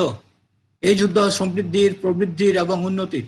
মাত্র 3.5 বছরের মধ্যে যুদ্ধ বিধ্বস্ত এবং ক্ষতবিক্ষত দেশ গড়ে তোলার প্রাথমিক কাজ সম্পাদন করে বঙ্গবন্ধু সূচনা করেছিলেন তার অর্থনৈতিক মুক্তি অর্জনের সংগ্রাম। যুগে যুগে বিভিন্ন দেশে অনেক বরেণ্য নেতা জন্ম নিয়েছিলেন, তারা সকলেই নেতৃত্বে গুণে নানা গুণে গুণান্বিত ছিলেন, কিন্তু বঙ্গবন্ধু শেখ মুজিবুর রহমানের হৃদয়বানের মতো মানবিক নেতৃত্ব খুবই বিরল। তিনি মানুষের ভালোবাসাকে সর্বোচ্চ স্থান দিয়েছিলেন এবং তার রাজনৈতিক কেন্দ্রবিন্দু ছিল দেশ ও মানব প্রেম। মানব কল্যাণে উৎসর্গিত বঙ্গবন্ধু চিরদিনই মানুষের হৃদয়ে চিরজীবী হয়ে থাকবেন। বঙ্গবন্ধু শুধু জীবনে জনগণের রাজনৈতিক স্বাধীনতার জন্যই সংগ্রাম করেননি, জনগণের সামাজিক এবং অর্থনৈতিক মুক্তির জন্য সংগ্রাম করেছিলেন। সেই মুক্তি অর্জনের সংগ্রাম এগিয়ে নিয়ে যাওয়ার এক অবিরাম প্রচেষ্টা এগিয়ে যাচ্ছেন তার সুযোগ্য কন্যা জননেত্রী এবং আমাদের মাননীয় প্রধানমন্ত্রী শেখ হাসিনা। নিঃসন্দেহে বর্তমানে বঙ্গবন্ধুর অসমাপ্ত স্বপ্নগুলো পূরণের জন্য তার সুযোগ্য কন্যা জননেত্রী শেখ হাসিনা অনেক মূল্যবান অবদান ইতিমধ্যে রেখেছেন এবং রেখে চলেছেন। তারই নেতৃত্বে ডিজিটাল বাংলাদেশ গড়ার কাজে আমরা অনেক দূরে এগিয়ে এসেছি। বিদ্যুতের প্রকট সমস্যা এবং সমাধানের চেষ্টায় প্রভূত উন্নতি সাধন হয়েছে। এর ফলে আজ দেশের প্রয়োজনের অধিক পরিমাণ বিদ্যুৎ উৎপাদিত হচ্ছে। ভবিষ্যতের চাহিদা কথা ভেবে বিদ্যুৎ উৎপাদন এবং আমদানি সংক্রান্ত প্রয়োজনীয় সংখ্যক প্রকল্প হাতে নেওয়া হয়েছে। দেশে পারমাণবিক বিদ্যুৎ উৎপাদন কেন্দ্র স্থাপনের কাজও দ্রুত গতিতে এগিয়ে চলেছে। রাস্তাঘাট, সেতু, কালভার্ট নির্মাণের নতুন প্রকল্প একের পর এক বাস্তবায়নের দিকে এগিয়ে যাচ্ছে। ঢাকায় মেট্রো রেল, সড়ক থেকে উড়াল সড়ক, এক্সপ্রেস হাইওয়ে, নদীর নিচ দিয়ে টানেল সহ বিভিন্ন দিকে উন্নয়নের যে জোরালো কার্যক্রম সফলতার সঙ্গে পরিচালনা করছেন তা নিঃসন্দেহে প্রশংসার দাবি রাখে। সম্পূর্ণ নিজস্ব অর্থায়নে পদ্মা সেতুর মতো অন্যতম সেতু সফলভাবে নির্মাণে অগ্রগতি এবং এই প্রকল্পটি সম্পন্ন করার জন্য মাননীয় প্রধানমন্ত্রীর একাগ্রতা এবং দৃঢ়তা এবং প্রচেষ্টা একটি জ্বলন্ত দৃষ্টান্ত হয়ে থাকবে।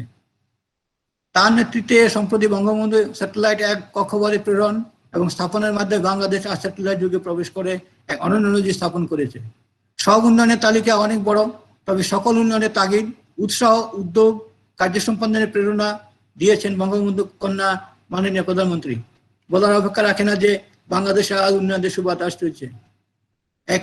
এই ধারাবাহিকতায় বাংলাদেশের মানুষের অধিকার প্রতিষ্ঠা, দুঃখী মানুষের মুখে হাসি ফোটানো, দেশকে কৃষি এবং শিল্পে সমৃদ্ধ করে তোলা, বাঙালির জাতীয় সংস্কৃতি এবং স্বাধীন সত্তার উৎকর্ষ সাধন ও বিকাশ ঘটানোর মধ্য দিয়ে বঙ্গবন্ধু কন্যা জননেত্রী শেখ হাসিনার বঙ্গবন্ধুর অস্তিত্বকে সজীব করে রেখেছেন এই চিরসবুজ বাংলাদেশে। আশা করি এই দেশনেত্রীর নেতৃত্বে দেশের অগ্রযাত্রার হার ভবিষ্যতে আরো বৃদ্ধি পাবে। তার উৎসাহের মূলে রয়েছে বঙ্গবন্ধুর চিন্তাধারা এবং আদর্শ। আর দেশের উন্নয়ন, সাফল্য এবং অগ্রযাত্রার সময় স্মরণ করছি হাজার বছরের শ্রেষ্ঠ বাঙালি জাতির জনক বঙ্গবন্ধু শেখ মুজিবুর রহমানকে। জাতির জনক ও তার নিহত পরিবারের সদস্য সহ সকলের বিদেহী আত্মার মাগফিরাত কামনা করছি এবং বিনম্র শ্রদ্ধা জ্ঞাপন করছি। আজকের এই মহতী সভায় আমাকে আমন্ত্রণ জানানোর জন্য মাননীয় হাইকমিশনার, ভারতীয় হাইকমিশনারের প্রতি আমি বাংলাদেশ প্রকৌশল বিশ্ববিদ্যালয়ের পক্ষ থেকে আন্তরিক কৃতজ্ঞতা জ্ঞাপন করছি। উপহার হিসেবে পাওয়া অমূল্য এই পুস্তক সমূহ আমাদেরকে আমাদের দেশের প্রতি কর্তব্য পালনে আরো বেশি সচেষ্ট করবে।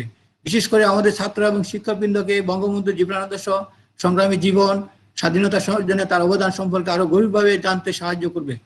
মুজিব বর্ষে এই উপহার আমাদের কাছে চিরস্মরণীয় হয়ে থাকবে। বঙ্গবন্ধুর স্বপ্ন বাস্তবায়নে এই অমূল্য পুস্তক সমূহ বিশেষ ভূমিকা রাখবে। বঙ্গবন্ধু সোনার বাংলাকে আরো সমৃদ্ধ করে তোলার লক্ষ্যে আমরা এগিয়ে যাব। বাংলাদেশ এবং ভারতের সম্পর্ক আরো দৃঢ় হবে এবং চিরজীবী হবে। জয় বাংলা, জয় Bangabandhu. Thank you, sir. If I may now move to our next panelist, Professor Mohammad Fayazuzzaman, Vice Chancellor of Khulna University. Professor Faiz-ur-Zaman is a prolific writer and has been writing books and periodicals on various dailies. He has done his PhD on Mujibnagar Sarkar in Bangladeshar Mukti Jodha. Professor Faiz-ur-Zaman has been holding the post of the Vice Chancellor of Khulna University for 9 years now. Sir, if I may request you to share your thoughts on the webinar. Can you, sir, unmute your button, sir? And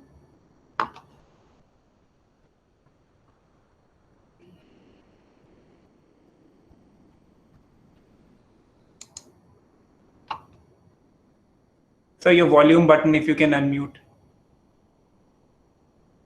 No, we can't hear you, sir. On screen, mic symbol. Mic, there's a microphone symbol, sir. It's in red. It's in the red. A red button is there, sir. If you can just need to click it, sir. Bottom. It's on the bottom screen. Click once No. and wait. You are not audible, sir. So there's a red microphone button at the bottom of your screen, sir. Just need to click on that. Thank you. Yes, sir. We can hear you. Sorry for delay. Thank you very much. Most of the speakers are speaking in Bangla.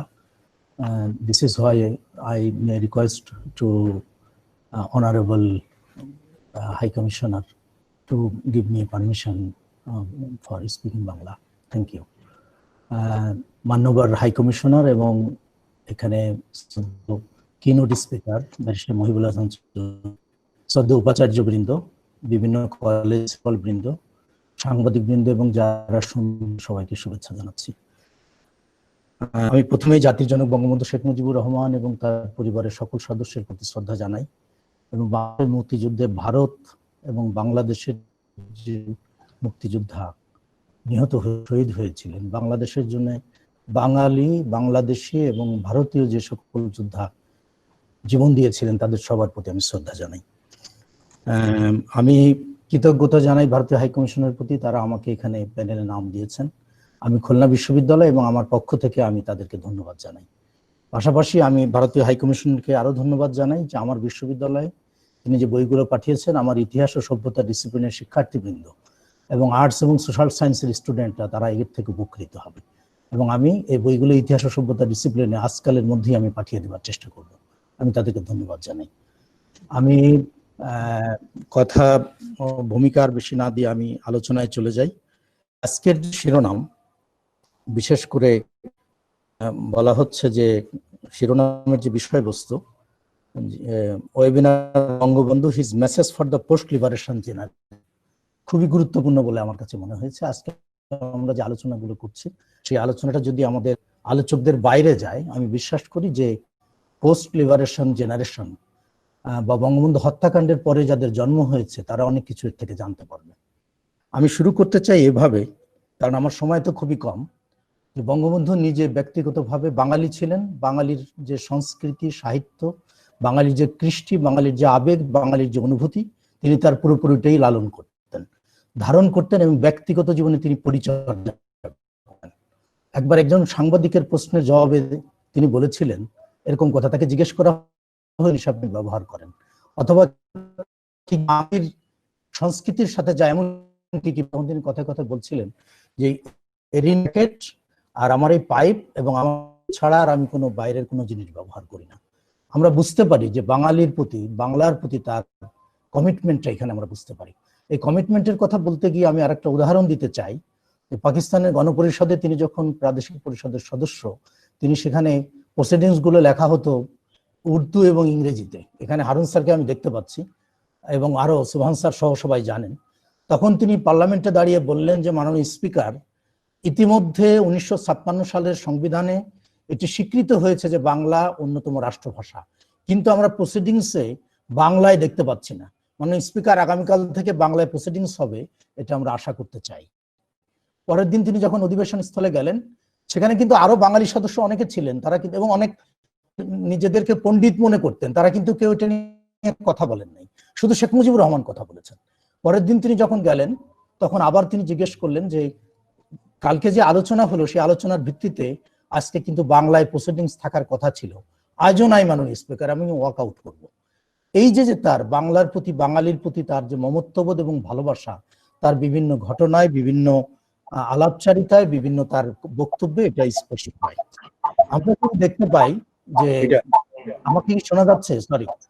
আমরা যদি দেখতে পাই যে তার স্বচ্ছতা এবং জবাবদিহি, তার সততা, এই যে আপনারা যে বইগুলো দিয়েছেন, ভারতীয় হাইকমিশন যে বইগুলো দিয়েছে, তার সিক্রেট ইন্টেলিজেন্সের যে রিপোর্ট, সেই রিপোর্টের যে 6ষ্ঠ খণ্ড, এই 6ষ্ঠ খণ্ডের 12 পাতায় আমরা একটা জিনিস দেখি, আমরা জানি সবাই যে বঙ্গবন্ধু কিন্তু মন্ত্রী ছিলেন, এই 57 সালে তিনি কিন্তু মন্ত্রী হয়েছিলেন। কিন্তু আমরা দেখতে পাচ্ছি যে তিনি 1960 সালের মার্চের 3-4 তারিখে তিনি সোহরাওয়ার্দীকে অনুরোধ করছেন যে তাকে একটা চাকরি জোগাড় করে দেওয়ার জন্য, কারণ তার সংসার চলছে না, তার অসুবিধা হচ্ছে।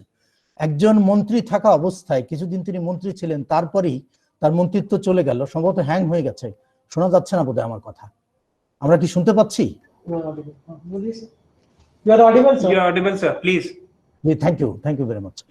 তা সেখানে দেখা গেল যে তাকে সোহরাওয়ার্দীকে তিনি একটা চাকরি জোগাড় করে দেওয়ার জন্য বলছেন, এবং মার্চের 7 তারিখে 7 মার্চ, মানে 7ই মার্চ যেহেতু আমাদের কাছে খুবই বিখ্যাত, সে কারণে আমি খুবই আশ্চর্য হয়েছি যে মার্চের 7 তারিখে তিনি আলফা ইন্স্যুরেন্স কোম্পানিতে একটি চাকরি পান, এবং সেখানে কন্ট্রোলার অফ এজেন্সিস এই পদে তাকে একটা চাকরি দেওয়া হয় 1000 টাকা বেতনে। এবং এর কিছুদিন পরে যখন মার্শাল ল আসলো 58 সালে, তখন তার নামে মামলা রুজু করা হয় যে এই আলফা, তিনি যখন মন্ত্রী ছিলেন, মন্ত্রী থাকা অবস্থায় তিনি অবৈধভাবে ক্ষমতার প্রয়োগ করে, রাষ্ট্র ক্ষমতা প্রয়োগ করে, ক্ষমতার অপব্যবহার করে, তার অফিসকে ব্যবহার করে তিনি একটা কোম্পানিকে কাজ পাইয়ে দিয়েছেন। সেই কাজের অন্যতম অংশীদার ছিল তার ভাই শেখ নাসের। পরবর্তীকালে আমরা দেখতে পাই যে এই মামলাটি তিনি লড়েছেন, এবং হোসেন সৈয়দ সোহরাওয়ার্দী সেই মামলায় তার অন্যতম কৌশল হিসাবে, ব্যারিস্টার আব্দুল সালাম খান, তারা কৌশল হিসেবে লড়েছেন, এবং যাদেরকে সরকার সাক্ষী করেছিল সকল সাক্ষী সরকার পক্ষ তাদেরকে হস্টাইল ঘোষণা করে, অর্থাৎ বৈরী ঘোষণা করে, এবং এই মামলায় বঙ্গবন্ধু নিঃশর্ত খালাস পান, তার বিরুদ্ধে অভিযোগটি প্রমাণ করা যায়নি। আমি যে কথাটা বলতে চাই যে আজকের যারা আমাদের তরুণ রাজনীতিবিদ এবং আমাদের যুব সমাজের জন্য খুবই আইকন মহিবুল হাসান চৌধুরী, মানে আমি মনে করি যে এটা সকলের জন্যই মেসেজ যে বঙ্গবন্ধু এরকমের চরিত্রের মানুষ ছিলেন। বঙ্গবন্ধুর কূটনৈতিক দক্ষতা ছিল অসাধারণ। আমরা অনেক পণ্ডিত পরবর্তীকালে যারা বাংলাদেশ চায় না, যারা বাংলাদেশকে পছন্দ করে না, তারা এই ধরনের সমালোচনা করে যে বঙ্গবন্ধুর জ্ঞান বা তার প্রশাসন দক্ষতা অত বেশি ছিল না। আমি এখানে উল্লেখ করতে চাই যে 10ই জানুয়ারি তিনি যখন দেশে ফেরেন, আমরা জানি যে তিনি লন্ডন হয়ে বাংলাদেশে ফিরেছিলেন। লন্ডন হয়ে তিনি যখন ফেরেন, তখন তিনি দিল্লিতে কিছুক্ষণের ভারতের প্রধানমন্ত্রী এবং রাষ্ট্রপতির সাথে সাক্ষাতের জন্য সেখানে যাত্রা বিরতি করেন।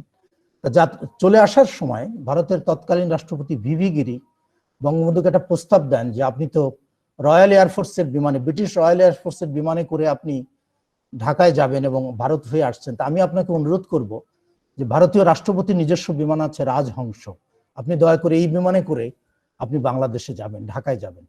বঙ্গবন্ধু অত্যন্ত বিনয়ের সাথে তিনি এই প্রস্তাবকে তিনি ফিরিয়ে দেন, আমি বলবো না, তিনি এই প্রস্তাবকে তিনি গ্রহণ করেননি। তিনি অত্যন্ত বিনয়ের সাথে ভারতীয় রাষ্ট্রপতিকে বলেন যে আমি যেহেতু ব্রিটিশ রানীর প্লেনে করে এসেছি, রয়্যাল এয়ারফোর্সের বিমানে এসেছি, সেটাতে যাওয়াটাই সমীচীন হবে, কারণ তাকে না হলে অসম্মান করা হবে। এখানে যে কথাটি গুরুত্বপূর্ণ সেটা হলো যে বঙ্গবন্ধু জানতেন, এবং তিনি এই 8 তারিখে তার মুক্তি হয়েছে, তিনি 9 তারিখে পৌঁছেছেন ব্রিটেনে এবং 10 তারিখে এসেছেন। এই সময়ের মধ্যে তিনি জেনে গেছেন বাংলাদেশে কি ঘটেছে, এবং ভারতীয় বাহিনী যে আমাদেরকে সহায়তা করেছেন সে সহায়তার খবরই তিনি জানেন। কিন্তু তিনি এটাও জানতেন যে বাংলাদেশে একটি ভারত বিরোধী স্লোগান বাংলাদেশ হওয়ার পর থেকেই ছিল। আমাদের ভাষা আন্দোলনে যে আমাদের ভূমিকা, আমাদের পূর্বপুরুষের যে ভূমিকা, বঙ্গবন্ধুর যে ভূমিকা, সে ভূমিকাকে পাকিস্তান সরকার ভারতীয় চক্রান্ত বলে আখ্যায়িত করেছে, এটা তিনি ভালো করে জানতেন। যার ফলে তিনি রাজহংসে না এসে রয়্যাল এয়ারফোর্সের বিমানে করেই তিনি ঢাকা এসেছিলেন। এটা তার ভীষণ কূটনৈতিক জ্ঞানের পরিচয়। আমার পূর্ববর্তী বক্তা সত্যপ্রসাদ মজুমদার স্যার বলেছেন যে তার মানবতা জ্ঞান ছিল অসামান্য, বা তার মানবতা বোধ ছিল অসামান্য। আমরা একটা ছোট্ট ঘটনার কথা বলতে পারি যে যখন আমাদের মুক্তিযোদ্ধা মা বোনেরা যাদের ইজ্জত হানি হয়েছিল এবং যাদেরকে বিভিন্নভাবে অত্যাচার করা হয়েছিল, নির্যাতিত করা হয়েছিল, নির্যাতন করা হয়েছিল, এর মধ্যে অসংখ্য নারী প্রেগন্যান্ট হয়ে যায় পাকিস্তান বাহিনীর দ্বারা, এমনকি বাংলাদেশের রাজাকার আলবদরদের দ্বারা। এই প্রেগন্যান্ট মহিলাদের অনেকের সন্তানের জন্ম হয়, তখন বঙ্গবন্ধু এই মহিলা, এই যে যারা নির্যাতিতা নারী, তাদেরকে যে বীরাঙ্গনা খেতাব, এটা কিন্তু বঙ্গবন্ধুই তাদেরকে দিয়েছিলেন। আমি জানি না ডিকশনারি কোথায় তিনি এই শব্দ খুঁজে পেয়েছেন, এটা কিন্তু তারই দেয়া। এবং সবচেয়ে অত্যন্ত আশ্চর্যের বিষয় যে তাদেরকে ক্যাম্পে রাখা হয়েছিল, সেখানে তাদের অনেকের সন্তান প্রসব করেছিলেন তারা। তো বঙ্গবন্ধুকে জিজ্ঞেস করছে তাদের বাবার নাম কি লিখবো, কারণ যে নারী এই রকম পরিস্থিতির শিকার হচ্ছেন সেও তো ওই পুরুষের নাম জানেন না। বঙ্গবন্ধু বলছেন যে ওই সন্তানের বাবার নামের নিচে লিখে দাও শেখ মুজিবুর রহমান। পৃথিবীতে এত মানবতাবাদী লিডার আর কখনো এসছে কিনা আমার জানা নাই। এখানে মানুষের প্রতি তার বিশ্বাস ছিল অগাধ। সে কারণে মোশতাকের সবকিছু জানবার পরেও তিনি মোশতাকের বিরুদ্ধে তিনি কোনো অ্যাকশনে যান নাই। আমি একটা ঘটনার কথা বলি, আমি এটা বলে শেষ করতে চাই। আর একটা ঘটনা কথা, কারণ আমার সময় খুবই সংক্ষিপ্ত। বঙ্গবন্ধু এই ৭৪ সালের দিকে ভারত সফর করে আসছিলেন, তার সফর সঙ্গী হিসেবে খন্দকার মোশতাকও ছিল, এবং সাথে ছিলেন প্রফেসর নুরুল ইসলাম। নুরুল ইসলাম তৎকালীন প্ল্যানিং কমিশনের ডেপুটি চেয়ারম্যান ছিলেন, বঙ্গবন্ধু ছিলেন চেয়ারম্যান। তো বঙ্গবন্ধু তার কেবিনে কিছুটা ঝিমত ছিলেন, আর পিছনে বসেছিলেন মোশতাক এবং নুরুল ইসলাম পাশাপাশি। মোশতাক তৎকালীন নুরুল ইসলাম, প্রফেসর নুরুল ইসলাম বাংলাদেশের তৎকালীন মুদ্রাস্ফীতি এবং সার্বিক পরিস্থিতি নিয়ে কথা বলছিলেন। বঙ্গবন্ধু ওই তন্দ্রাচ্ছন্ন অবস্থা থেকে উঠে আসেন।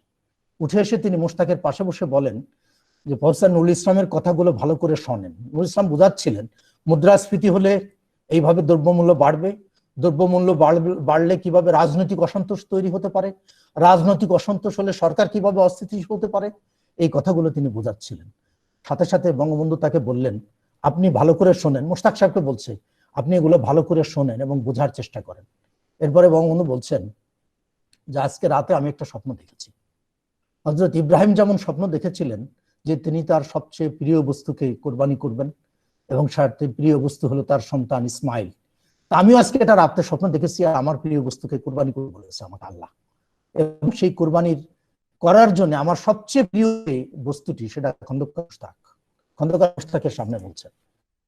নুরুল ইসলাম লিখেছেন যে আমরা সব হতভম্ব হয়ে গেলাম কথাটা বলার পরে, কিন্তু আমরা জানি বাংলাদেশের ইতিহাস, বঙ্গবন্ধু অত্যন্ত মানবতাবাদী এবং বিশ্বাস করতেন, কিন্তু মোশতাকের সামনে কথাটা বলা ঠিক হয়েছিল কিনা আজকে এটা বিচার্য বিষয়। কারণ পরবর্তীকালে আমরা দেখেছি খন্দকার মোশতাক কুরবানির শিকার হয়নি, কুরবানির শিকার হয়েছে তাজউদ্দিন আহমেদ, এবং সে কারণে বাংলাদেশের ইতিহাস পাল্টে গেছে। এবং খন্দকার মোশতাক এই কথা বলার সাথেই হয়তো তার ষড়যন্ত্রটার বীজ আরো বেশি সম্প্রসারিত হয়েছে। পাকিস্তানি এবং মার্কিন যে ষড়যন্ত্র সেটা আরো বিস্তৃত হয়েছে। আমি কথা বাড়াতে চাই না, প্রসঙ্গ যদি কখনো ওঠে আবারও অনেক কথা বলা যায়। আমি শেষ করতে চাই, তিনি তার বাংলা এবং বাংলাদেশকে ভীষণ ভালোবাসতেন। এই ভীষণ ভালোবাসার তিনি অনেক প্রমাণ দিয়েছেন, এবং তিনি ভীষণ ভালোবাসতেন সে কারণে তিনি ভারতের অনেক পরামর্শ, তিনি একটা গুরুত্বপূর্ণ পরামর্শ তিনি উপেক্ষা করেছিলেন। ৭৫ সালের জানুয়ারি মাসের গোড়ার দিকে ভারতের তৎকালীন রয়ের প্রধান রমানাথ কাও তার সাথে দেখা করে তার বিরুদ্ধে যে ষড়যন্ত্র হচ্ছিল সেটা তিনি তাকে অবহিত করেছিলেন। কিন্তু তিনি অন্যান্য বাংলাদেশের যারা গোয়েন্দা সংস্থার সবাইকে যেমন বলেছিলেন, এমনকি আমরা কোনো তথ্য পাই মার্কিন সরকারও তাকে প্রকারান্তরে তার বিরুদ্ধে ষড়যন্ত্রের কথা বলেছিলেন, এবং এই রমানাথ কাওয়ের কথাও তিনি গ্রহণ করেননি। তিনি বলেছেন এদেশের মানুষ আমাকে মারতে পারে না। তার এই যে বিশ্বাস, সেই বিশ্বাস ভুল ছিল। বাংলাদেশের মানুষ মারতে পারে না এটা ঠিক, কিন্তু বাংলাদেশের যারা পাকিস্তানপন্থী, বাংলাদেশে যারা বিশ্বাস করে না, বাংলাদেশের মুক্তিযুদ্ধে প্রকারান্তরে নামকাওয়াস্তে অংশগ্রহণ করেও যারা বাংলাদেশ বিরোধী কাজ করেছে তারা তাকে হত্যা করেছে, পাকিস্তানের প্রেতাত্মারা তাকে হত্যা করেছে, যে কারণে পরবর্তীকালে বাংলাদেশের ইতিহাস পাল্টে যায়। এবং বঙ্গবন্ধুর হত্যাকাণ্ডের দিন ডালিম বিসমিল্লাহির রহমানির রহিম বক্তব্য শুরু করে বিসমিল্লাহির রহমানির রহিম বলে, এবং এই বাংলাদেশকে ইসলামী প্রজাতন্ত্র প্রথম ঘোষণায় ছিল, যদিও মোশতাক সেটা করার সাহস পায়নি। বাংলাদেশে বিসমিল্লাহির রহমানির রহিম চালু হয়ে বাংলাদেশের মানুষের ঈমান এবং আকীদার কোনো পরিবর্তন হয়েছে কিনা আমরা জানি না, বাংলাদেশের মানুষ সত্যবাদী অধিকতর হয়েছে কিনা আমরা জানি না, কিন্তু বাংলাদেশকে মৌলবাদ একটি রাষ্ট্র বানাবার জন্য যথেষ্ট ষড়যন্ত্র হয়েছে।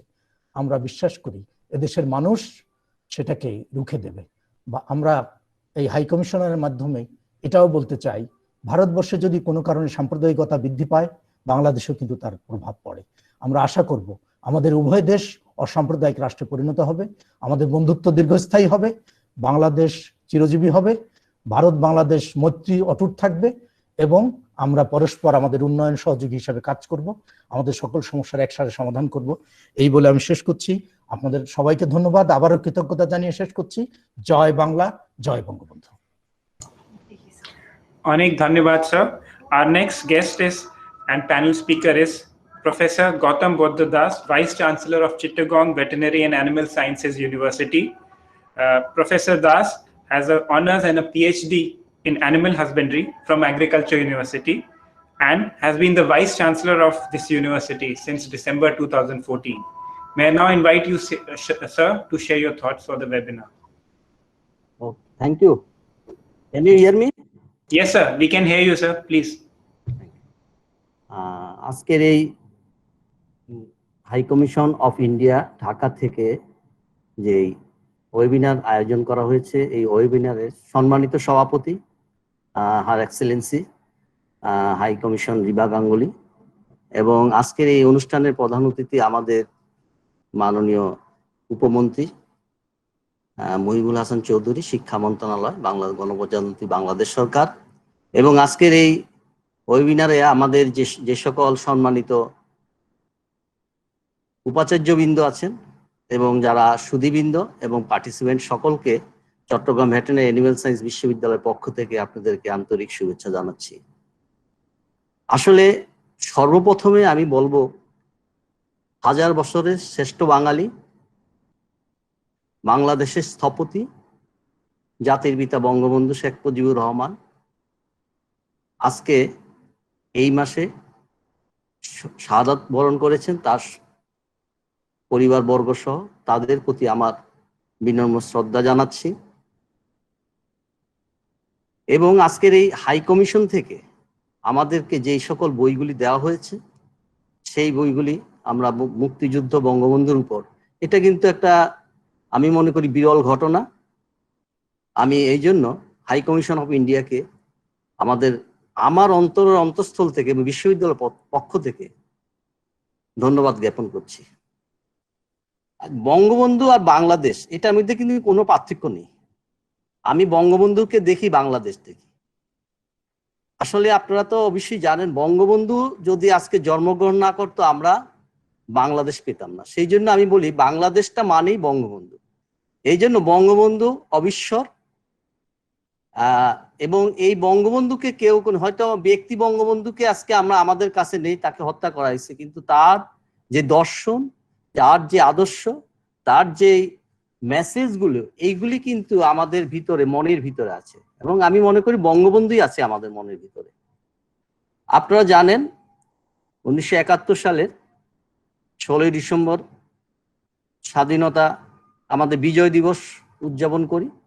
এই বিজয় দিবসের পিছনে কিন্তু আমাদের ভারতের যে মিত্রতা ছিল, তাদের অবদান কিন্তু আমরা কোনোদিন ভুলবো না। সেই জন্য আজকে স্মরণ করি। আমরা তাদের অবদান, স্বাধীনতার যুদ্ধে তাদের অবদানকে আমরা চিরস্মরণ করতে চাই। আপনারা জানেন বঙ্গবন্ধু যখন দেশে স্বাধীনতার পর দেশে যখন বিজয় দিবসের পর যখন 10ই জানুয়ারি দেশে যখন ফেরত আসলো, 1 বছরের মধ্যে উনি কিন্তু একটা কনস্টিটিউশন দিয়েছেন আমাদের দেশকে, সংবিধান তৈরি করে 1 বছরের মধ্যে। 14ই ডিসেম্বর 1972 সালে এই সংবিধান আমাদের বঙ্গবন্ধু স্বাক্ষর করেন। এটা পৃথিবীর কিন্তু কোথাও হয়নি। এই কারণে বঙ্গবন্ধুর কিছু দর্শন আমি আজকে আলোচনা করি, সেটা কিন্তু আমি কৃষির দিকে যাব আর শিক্ষার দিকে যাব। আপনারা জানেন বঙ্গবন্ধু এই সোনার বাংলা চেয়েছিলেন, একটা ক্ষুধা দারিদ্র মুক্ত একটা দেশ চেয়েছিলেন এবং অর্থনৈতিক মুক্তি চেয়েছিলেন। বঙ্গবন্ধু চেয়েছিলেন আমার দেশটা যেন অর্থনৈতিক মুক্তি করে আমি যেন এটা ক্ষুধা দারিদ্র মুক্ত একটা দেশ গঠন করতে পারি। এই জন্য উনি কৃষিকে কিন্তু সর্বাগ্রে সে দেখলো, আমাদের দেশটা কিন্তু সোনা ফলে, মানে ফসলটা সোনার ফসল বলে, এই জন্যই সোনার বাংলা বলেছিল আমাদের কবিগুরু। বঙ্গবন্ধু কিন্তু সেটা কিন্তু দেখলো। সেই জন্য উনি ইরিগেশনের জন্য প্রথম ডিপ টিউবওয়েল নিয়ে আসে বাংলাদেশে। আপনারা এটা অবশ্যই জানেন। ডিপ টিউবওয়েল দিয়ে তিনি ইরিগেশনটা শুরু করলেন এবং ফসল, আমরা 7.5 কোটি মানুষ, এই ইরিগেশনের ফলে আমরা কিন্তু ফসল এখন 3টার জায়গায় 4টা ফসল আমরা পাই। বঙ্গবন্ধুর সেই স্বপ্ন সেই দূরদর্শিতা ছিল, ইরিগেশন নিয়ে আসলো। আমরা কৃষিতে আমরা এখন বর্তমানে স্বয়ংসম্পূর্ণ মনে করি। মাননীয় প্রধানমন্ত্রী আমাদের জননেত্রী শেখ হাসিনা সেই কৃষিকে কিন্তু এখন আসল চাবিকাঠি আমরা বলতে পারি। এর মধ্যে দেখেন বঙ্গবন্ধু কি করলেন। আজকে আপনারা জানেন যে অস্ট্রেলিয়া থেকে উনি দেখলো আমাদের দেশের যে গরু সেটা কিন্তু কঙ্কাল সার, আমাদের নিজস্ব কোনো ব্রিডও নাই। সেই জাত উন্নয়ন করার জন্য বঙ্গবন্ধু অস্ট্রেলিয়া থেকে হলস্টাইন ফ্রিজিয়ান গরু নিয়ে আসলো এবং আর্টিফিশিয়াল ইনসেমিনেশন, কৃত্রিম প্রজনন। বঙ্গবন্ধু যে কত বড় মানে দূরদর্শিতা, সেই দূরদর্শিতা বলতে গেলে দেখা যায় আমাদের মাননীয় প্রধানমন্ত্রী কিন্তু ওনার কন্যা, উনিও কিন্তু ওই দূরদর্শিতা পেয়েছেন। তার বাপের যে দূরদর্শিতা সেটা ছিল। তখনই চিন্তা করলো আমাদের দেশের যে পুষ্টি চাহিদা যে মিটাতে হবে, দুধ, milk is the ideal food. সেই জন্য উনি নিয়ে আসলো কিন্তু হলস্টাইন ফ্রিজিয়ানের সাথে আমাদের দেশি গরুর সাথে এই যে আর্টিফিশিয়াল ইনসেমিনেশন, এখনো আমরা কিন্তু সেই লাইভ স্টকে কিন্তু এখন কিন্তু আমরা মোটামুটি ঈদের সময় আপনারা দেখেন গরু আমাদের ইন্ডিয়া থেকে আসতে হয় না। আমরা কিন্তু সেই বঙ্গবন্ধুকেই কিন্তু আমরা দেখি এখন বর্তমানে এই অবস্থা। তারপর আরেকটা জিনিস দেখতে পারেন আপনারা দেখেন মিল্ক ভিটা, এই যে ফুড প্রসেসিং করা, মানে দুধটাকে যে প্রসেসিং করা, সেইটাও কিন্তু বঙ্গবন্ধু করেছিলেন। আমি আজকে বলবো বঙ্গবন্ধু যখন 1972 সাল থেকে 74 সালের সে 13ই ফেব্রুয়ারি উনি কৃষিবিদকে মানে আমাদের কৃষিবিদ যারা ছিলেন তাদের কিন্তু প্রথম শ্রেণী উন্নীত করেছেন। কারণ উনি বুঝতেন এই কৃষিবিদরাই কিন্তু দেশকে এগিয়ে নিতে পারে, কৃষকের যে জায়গায় যে এখানে উন্নতি লাভ করতে পারবে। তারপরে বঙ্গবন্ধু কি করলো, 25 বিঘা খাজনা মাফ করলো। উনি সার এবং বীজের উপর ভর্তি মানে একদম পুরা ফ্রি দিল। এই জিনিসগুলি করার পরে কৃষকরা কিন্তু ফসলে কিন্তু অনেক অগ্রগতি। আজকে আমাদের সেই যে বঙ্গবন্ধুর যে দূরদর্শিতা, সেই দূরদর্শন মানে দর্শন, সেটা কিন্তু আমরা পেয়েছি। আরেকটা জিনিস আমি বলতে চাই, বঙ্গবন্ধু শিক্ষার ক্ষেত্রে আজকে আমরা বিশ্ববিদ্যালয় মঞ্জুরি কমিশন কিন্তু বঙ্গবন্ধু গঠন করেছেন। ক্ষুধার যে শিক্ষা কমিশন উনি গঠন করেছিলেন একটা নতুন শিক্ষানীতি দেওয়ার জন্য। উনি সার্বজনীন একটা শিক্ষা চেয়েছিলেন। উনি 11,000 নতুন প্রাথমিক বিদ্যালয় সরকারি করে, তারপর 40,000 প্রাথমিক বিদ্যালয়কে উনি সরকারি করেছিলেন। ওনার এই যে শিক্ষা, কৃষি, শিল্প, উনি কিন্তু অনেক কল কারখানাগুলি নতুন ভাবে স্থাপন করেছিলেন। একটা যুদ্ধ বিধ্বস্ত একটা বাংলাদেশকে কিভাবে 3 বছরের মধ্যে উনি এই যে অগ্রগতি তার, ইভেন কি আপনারা জানেন ফিশ কালচার, আজকে আমরা কালচার ফিশে আমরা 3য় স্থান অধিকার করেছি। এটা কিন্তু বঙ্গবন্ধু কিন্তু ওই দিক নির্দেশনা দিয়েছিলেন। উনি কিন্তু প্রথম মাছের পোনা, যে মাছ যে চাষ করতে হয়, উনি কিন্তু প্রথম মাছের পোনা আমাদের পুকুরে এই ওপেন ওয়াটারে ছেড়েছেন। এটা কিন্তু সত্যি কথা। উনি বলেছিলেন আমাদের দেশে মাছ আছে, আমাদের দেশে লাইভস্টক আছে, পাট আছে, চা আছে, এটা ডেভেলপমেন্ট করতে হবে, মানে আমাদের টেকনোলজি ডেভেলপমেন্ট। ওনার কিন্তু ওই দূরদর্শিতা তখন থেকেই ছিল। আমরা মনে করি দেশ আজকে মাননীয় প্রধানমন্ত্রী জননেত্রী শেখ হাসিনা ওনার আদর্শকে যেভাবে বহন করে নিয়ে যাচ্ছেন, আমরা যদি এর সাথে থাকতে পারি তাহলে দেশ আজকে আমরা ওই বঙ্গবন্ধু সোনার বাংলা তার স্বপ্নকে আমরা বাস্তবায়ন করতে পারবো। আজকে যারা ছিলেন সবাইকে ধন্যবাদ জানাচ্ছি। সর্বশেষে ভারতীয় হাইকমিশনও তাকে ধন্যবাদ জানাচ্ছি এত সুন্দর একটা বঙ্গবন্ধুর উপর একটা আলোচনা করার জন্য। সর্বশেষে একটা কথা বলবো, 1975 সালে 15ই আগস্ট বঙ্গবন্ধু হত্যা করেছে বলা যায় না, আমরা বাংলাদেশকে হত্যা করেছিলাম এবং আমরা সেই স্বাধীনতাকে হত্যা করেছিলাম, সেই কথা আজকে বলে যাই। পরবর্তীতে 1996 আর এখন বর্তমানে আবার সেই যুগে আমরা ফিরে আসছি। ইতিহাস কখনো সত্যই বলবে, ইতিহাস কখনো মিথ্যা বলবে না। ইতিহাস একটা সত্য কথা। বঙ্গবন্ধুকে কথাই বলতে পারতাম না বা জাতির পিতার নামই নিতে পারতাম না 20 বছর, আমরা তো ছোটবেলা দেখেছি। সকলকে অনেক অনেক ধন্যবাদ আজকের এই ওয়েবিনারের জন্য। সবচেয়ে বেশি ধন্যবাদ জানাচ্ছি হাই কমিশন অফ ইন্ডিয়া তাদেরকে, এবং আজকের এই বঙ্গবন্ধুর উপর যে আলোচনা এবং আমাদের এই আজকে শোকের মাস, সেই জন্য বঙ্গবন্ধু সহ জাতির পিতা এবং তার পরিবার বর্গের প্রতি আমার আবারও বিনম্র শ্রদ্ধা। জয় বাংলা, জয় বঙ্গবন্ধু, বাংলাদেশ চিরজীবী হোক। Thank you, sir. Thank you for your kind thoughts, sir. May I now request the High Commissioner if she can just conclude her by mentioning from her side, ma'am.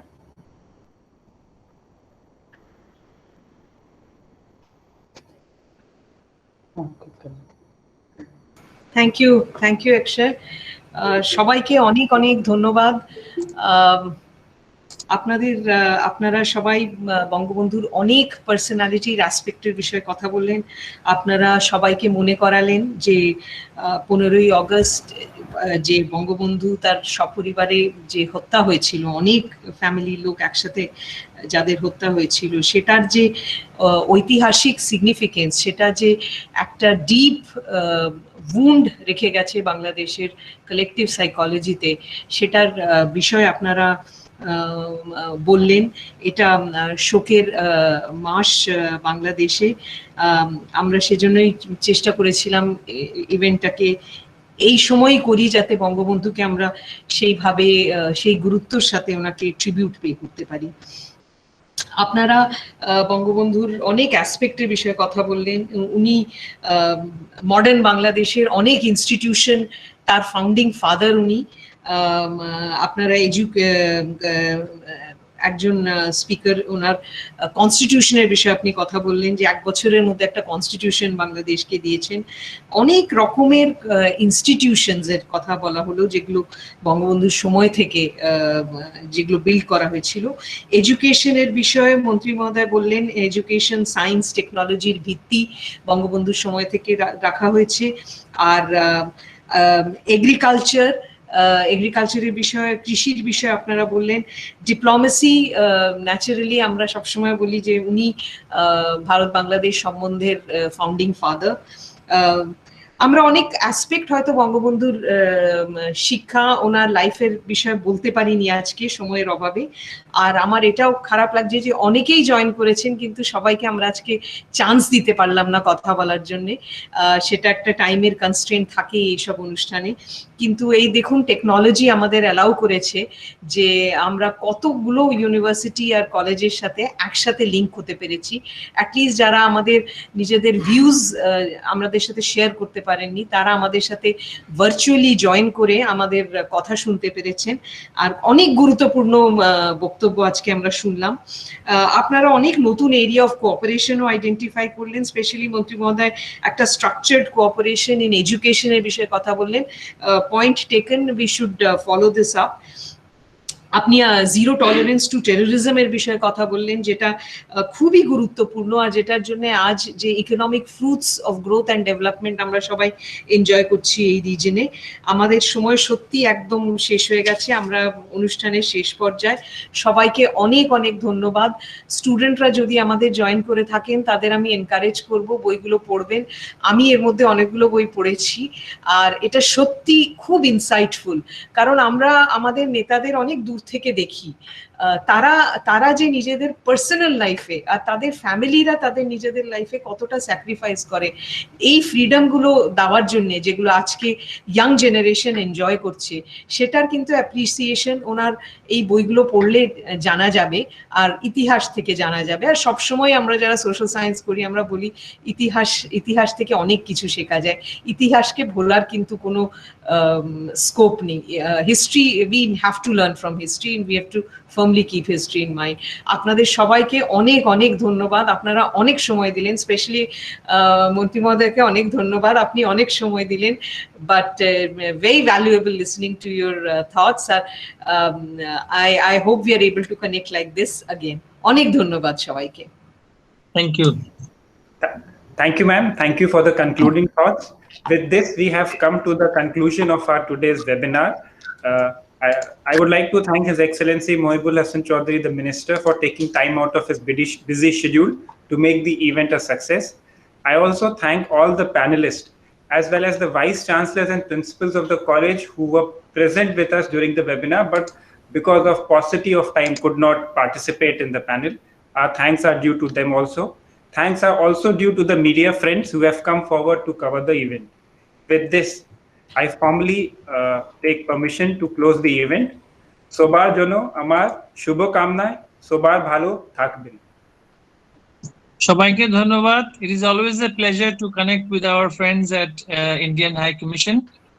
It was a very fruitful discussion, and I thank you all. Thank you, sir. আবার Thank you. বলতে চাই, আমার অনুষ্ঠানটি আমি Bashundhara Chattopadhyay university. আমাদের শিক্ষামন্ত্রী মহোদয়ের বক্তব্যটি অত্যন্ত ভালো লেগেছে। আর আমাদের যে ভারতীয় হাই কমিশন এত সুন্দর একটি অনুষ্ঠান করলেন তাকে ধন্যবাদ। নেতাকে আমি কাছে দেখেছি, আমি তার স্নেহ পেয়েছি, আমি বলতে পারলে ভালো লাগতো। তবুও আপনাদেরকে ধন্যবাদ, আপনারা এত সুন্দর একটি অনুষ্ঠান করেছেন, সবাইকে ধন্যবাদ।